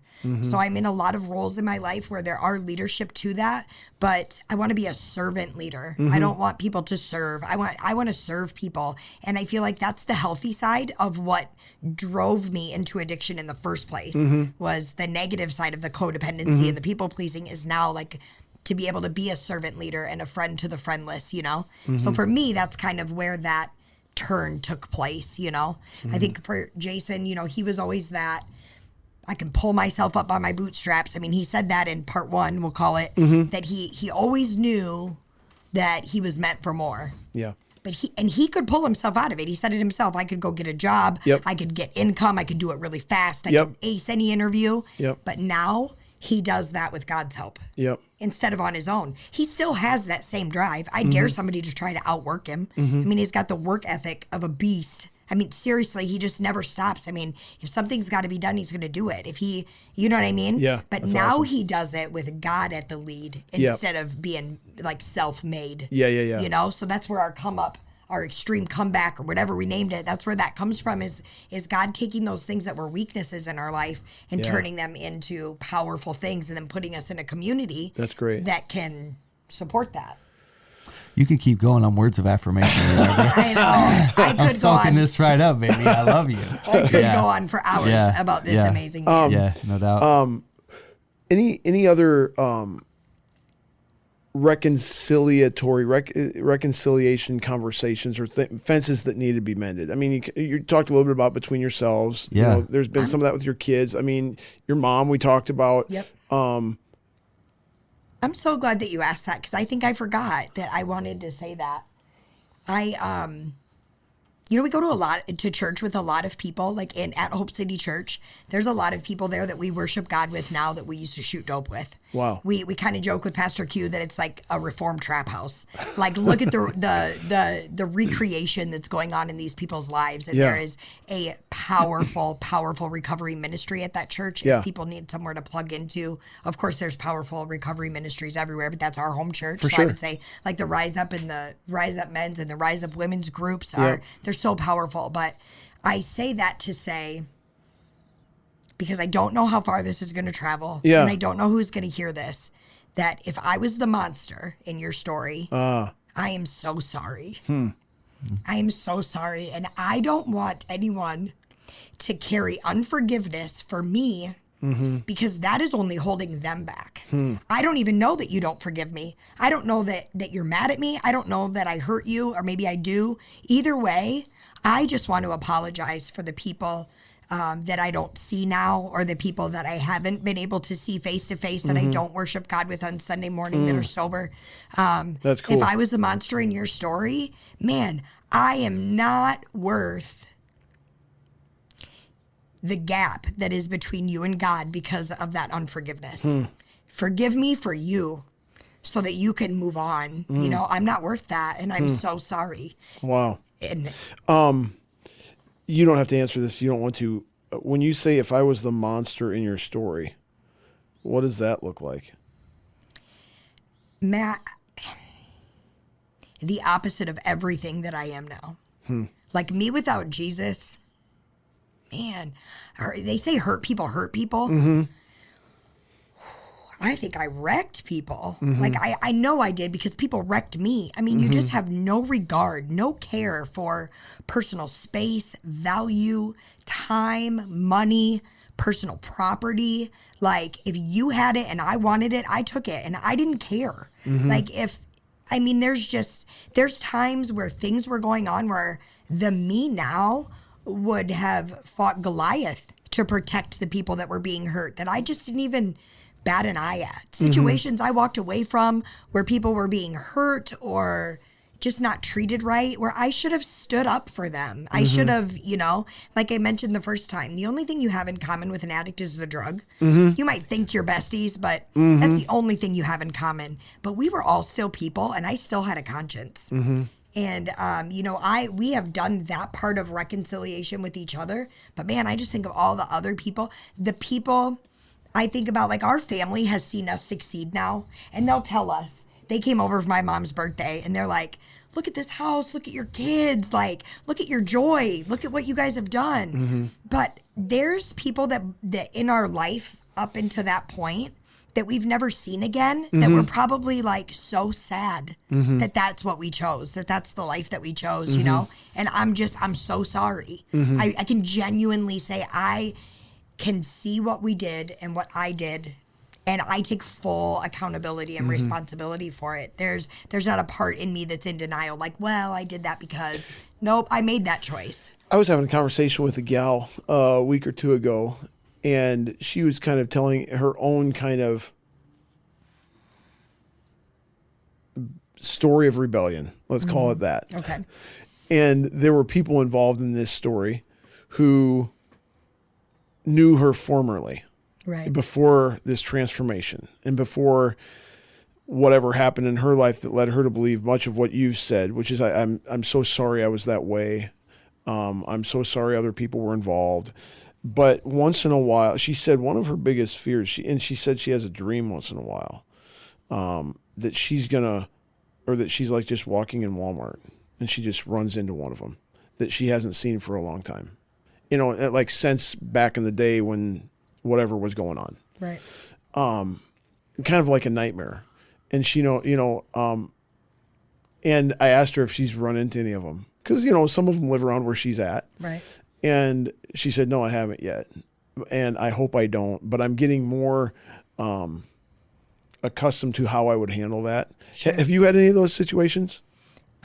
Where you just, you run into somebody from your past life. Right. And it's like, whoa. The people that you're talking to right now, like whoever they are. Right. Let's say one of them you're at Menards one day and you come around the corner, it's like, oh, hey, and it's awkward or it's cool or have you had any of that? Yeah, I think all of them. I think I've had, we've ran into people and you look at them and you're like, wow, they're sober.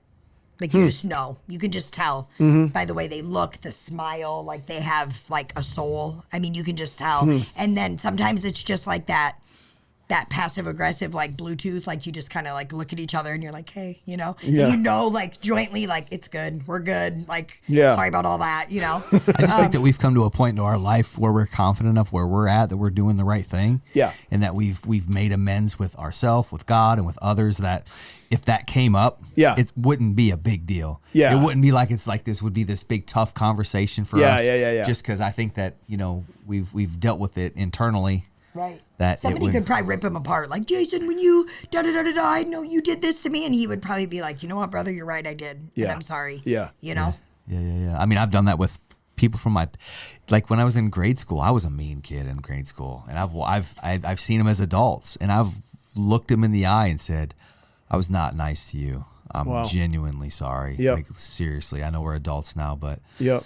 If you see me, man, and that's what reminds you of it, I'm sorry. Yep. Yeah. This is another topic that generally applies to a lot of people. You don't have to have walked your path to have those kind of things. Yeah. Former girlfriend or a former something like that. Yeah. Kid that you picked on, in junior high. I think that confidence comes from when you take full accountability for your part of the story. Full responsibility. Then it's just easier to ask for forgiveness and to listen if they need you to listen. The arrows don't hurt as much. You're not trying to hide from it. Yeah, if they throw arrows, it doesn't hurt that much because now it's on them, not on us, because we've forgiven ourselves for it. Yep, so and you're right with the made Lord. Amends and right, absolutely.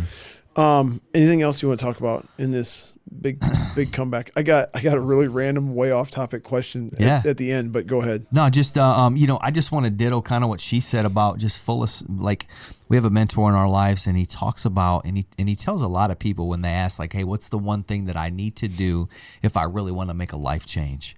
And that first thing, it has to be your association. Yep. It has to be your association of people who you hang out with. You are the average of the 5 people that you hang around all the time. Right. And so it's just how life is. And if you look back, and any of the listeners, you look back on your life and really kind of how your life was directed. I mean, even you, Matt, like just think about your association that you had when you had your downfall. You had an association of great godly people that didn't allow you to stay there. Well, we found those people, and we found those people through church and other associations to where we're in a good place. We're in a really good place, mentally. We've got exposed to reading, self-help. I don't have an education, but I'll be stepping into a new role at my job that takes people skills, self-image, a lot of books, a lot of understanding of people, and I'm going to be stepping into a pretty decent income, non-educated. You know what I mean? Because of the association of people, introduction of books, and just introduction to self-help, and so you can do it. You don't have to be educated. You know, you can recover from whatever situation that you're coming out of. You know, it could be a death of a family. It could be depression. It could be anxiety. It can be, you can do it. You can absolutely do it 100%. The term self-help sets alarm bells off in my mind, and I want to highlight for our listeners what you mean. You've obviously cloaked this under the grace of God and the influence of the Lord in your life. And so when you say self-help, you're not saying self-help the way that the secular psychologist says self-help. Correct. You're saying it in a biblical, godly way, and I just want to give you a chance to clarify that. Yeah, absolutely. I mean, obviously, your first self-help needs to be God. First and foremost, finding your identity in Him through His Word, for sure. But there's also a lot of books that are out there that have biblical principles behind them, self-help, like self-development. Yeah, self-development. In who you are and whose you are. Focusing in on people skills and self-image. You think about, this world, we educate ourselves on the technical skills, but what really advances people in their careers and in life? Self-image and people skills. And if you could focus in on those, it's going to change your world. Totally. Mason is transferring down to Iowa. I don't know if I told you this in the first part or off air. And he's more than likely going to be a manager for the men's or women's basketball team. Nice. And so he's going to develop some people skills, and he's going to develop a certain that has nothing to do with anything academic. Right. And I'm kind of like, I don't care what classes you take, and I frankly don't care what grades you get, because like what you're about to step into in terms of connections and personal growth. 100%. That are outside of the academic realm. And I don't mean to poo-poo that, but I also do kind of mean to poo-poo it, because it's a little overrated sometimes. It is. Yep, we agree. But that's really cool. Yeah. Yeah. It's so good. It's so good. Yeah, you got to read daily, and it has to be more than just your Bible. I personally think, obviously the Bible's good. Start there for sure, but you have to find way. You always have to be protecting your eye gate and your ear gate constantly. You must protect it, just like we protect ourselves on the football field with our helmet, with our shoulder pads, our knee pads, with our mouth guards, those types of things. How we play defense on the basketball court, we must protect our eye gate and our ear gate, and we must fill it with good, positive things. What you see, what you read, what you hear, what you consume. 100%. Good stuff. What you think about gets bigger. Absolutely. Choose wisely. Anything else on the big comeback? Otherwise, I got my random last question. No. I don't think so. We're just excited for the future, really what God and where God is going to take, not only like this, where our future is headed. We know that the best is still yet to come. Yeah, for sure. The best is still yet to come. It's super exciting, like where we're heading. And just to think we're only, we're in our early 40s. I mean, that to a lot of people, they think that's old. Yeah. Man, we're just getting started, for sure, baby. bro. We're just getting started. Who was it? There's a lot of people in the Bible who weren't called until they were 40. I can't even, off the top of my head, I know Moses was 80. A burning bush, so we got a lot to do. Right. Even though we're getting older. Yeah, I think Colonel Sanders even didn't have Kentucky Fried Chicken until he's 64, 65, right. Multi-millionaire. Here's my question. Yeah. What's your tattoo? And I see one sticking out under your sleeve there. Yeah. I'm curious about your tattoos. Yeah. This one's kind of cool. This one is an ambigram. We got this on our 5th year anniversary. So if you look at it this way, it reads B-R-E. Bree, and that's how I can read it. But if you flip it upside down just like this, it reads J-A-Y. It reads two different words, but when you flip it different ways, that's cool. You can read it. And then the outsign is an ancient African symbol for strength and perseverance. And that was before the fall. Before it. A little bit prophetic or a little bit foreshadowing, right? Yeah. I have the same one under my watch band. Mine doesn't have the thing in the background, but I and have you got one here too. What's this? I do. I have. It's on the other side. I've got. This is actually a cover up. This is not something I probably would have ever chosen. Okay. But while we were in our fall, I allowed I wanted. Yep, there's a really hideous tattoo underneath this. Okay. That I got We'll during leave the it at fall. that. Yeah, it was so bad, and it just knocked my confidence a little bit because we go to a lot of events and host a lot of people where we're wearing heels and a dress. Jason is not wearing heels and a dress. I'm wearing heels and a dress. I mean, that's kind of in today a little bit. So maybe you're not wrong. You're not wrong. You could just see it, and people would ask me about it, like, "What is that?" What? Yeah. And I'm just so I don't mind telling the testimony of my life, but those little things that I just got sick of it. So I went to an artist and said, "What can you do to cover this up?" It had a lot of black on it, and he's like, "How about this? It's beautiful." I'm like, "Let's do it." Yeah. It's not quite done. It needs some more color, but I've got a koi fish on my chest with James 1:2-4, which is the Bible verse about perseverance. Yeah. Koi fish live to be like a bajillion years old in all conditions. I mean, koi fish can just live and live and live and live and resist so many things. And I've got an owl on my other arm that represents wisdom. Okay. Whenever I see people's tattoos, I'm just curious, what's the story? Yeah. And I this is kind of funny, but I know this is an issue with us. But like when people, I don't have any tattoos, and I don't think I'll probably ever get any. I'm not against it. I don't think it's wrong. Right. But there are some conservative Christians who would be very like anti-tattoo. Yep. Sure. And so sometimes when I ask about people's tattoos, it's to kind of indirectly say, "Hey, I don't have a problem with you having a tattoo." You know what I mean? Sure. Which that's not what I was doing with you here. I was just Sure. genuinely curious. Sure. But I think it's a cool way to share a story, you know what I mean? I think for they're sure. great conversation starters. There's a ton of people that I talk to all the time that have tattoos, and they can usually tell me the story on it. Yeah. And to be honest with you, a lot of tattoos that I see and I ask them about, they're Christian based. Yeah. You know what I mean? They'll have like a Tons. big cross or something like this, and a or lion, something. or hey, Yeah. what does that represent? Oh, I was going through a tough time, and this is when I gave my life to Jesus. More times than not, the tattoos that I get into conversations with people about are Christian based. Yeah. And so which then creates new networks, For new sure. people. For sure. You know, hey, so I don't know. I think tattoos yours are cool. in particular, that one on your left arm, BreAnn, is, I mean, that's a conversation waiting to happen. It is. I mean, because it's like, just like you just said, like I wouldn't necessarily choose this, but it's covering up a really bad tattoo. Right. I've got a crazy story. God transformed my life. Let me know if you want to hear more about it sometime. Yep. And that is how I answer You know what I the mean? question. When people are like, "Oh," and they're kind of, because it's not beautiful. I mean, the coloring is really pretty. But like down here is where we had to really cover up some dark tattooing.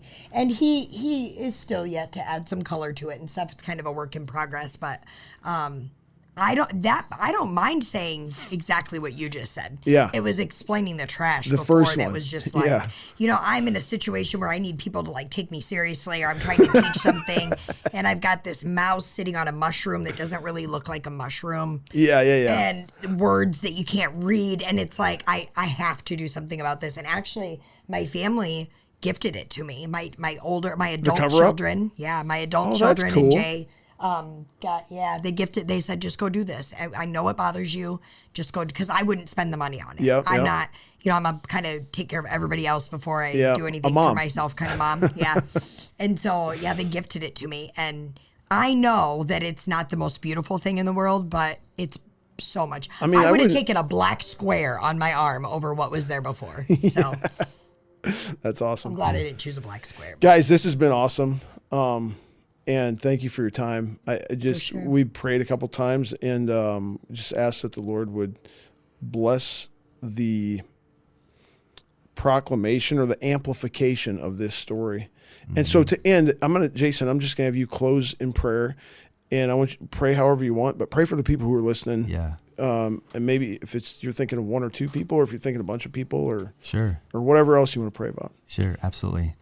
Father God, I just want to thank you first and foremost for this opportunity that, as I went through this journey of life, Lord God, that I had thought that I was a failure, and yet you were beautifully orchestrating and allowing this story to just be woven into your creation, into your purpose, into your plan for, for us to have a comeback, but I don't think the ending was supposed to be for us. I think it was supposed to be for others. And so, Father, I pray for those that are out there listening today that may be going through their own struggle in it. And it may not even be addiction. It may be depression. It may be anxiety. It could be self-doubt. There could be a mother out there today that just does not feel like she can make it any further. She's a single mom and she just doesn't know where to go. But I just want to say, be brave.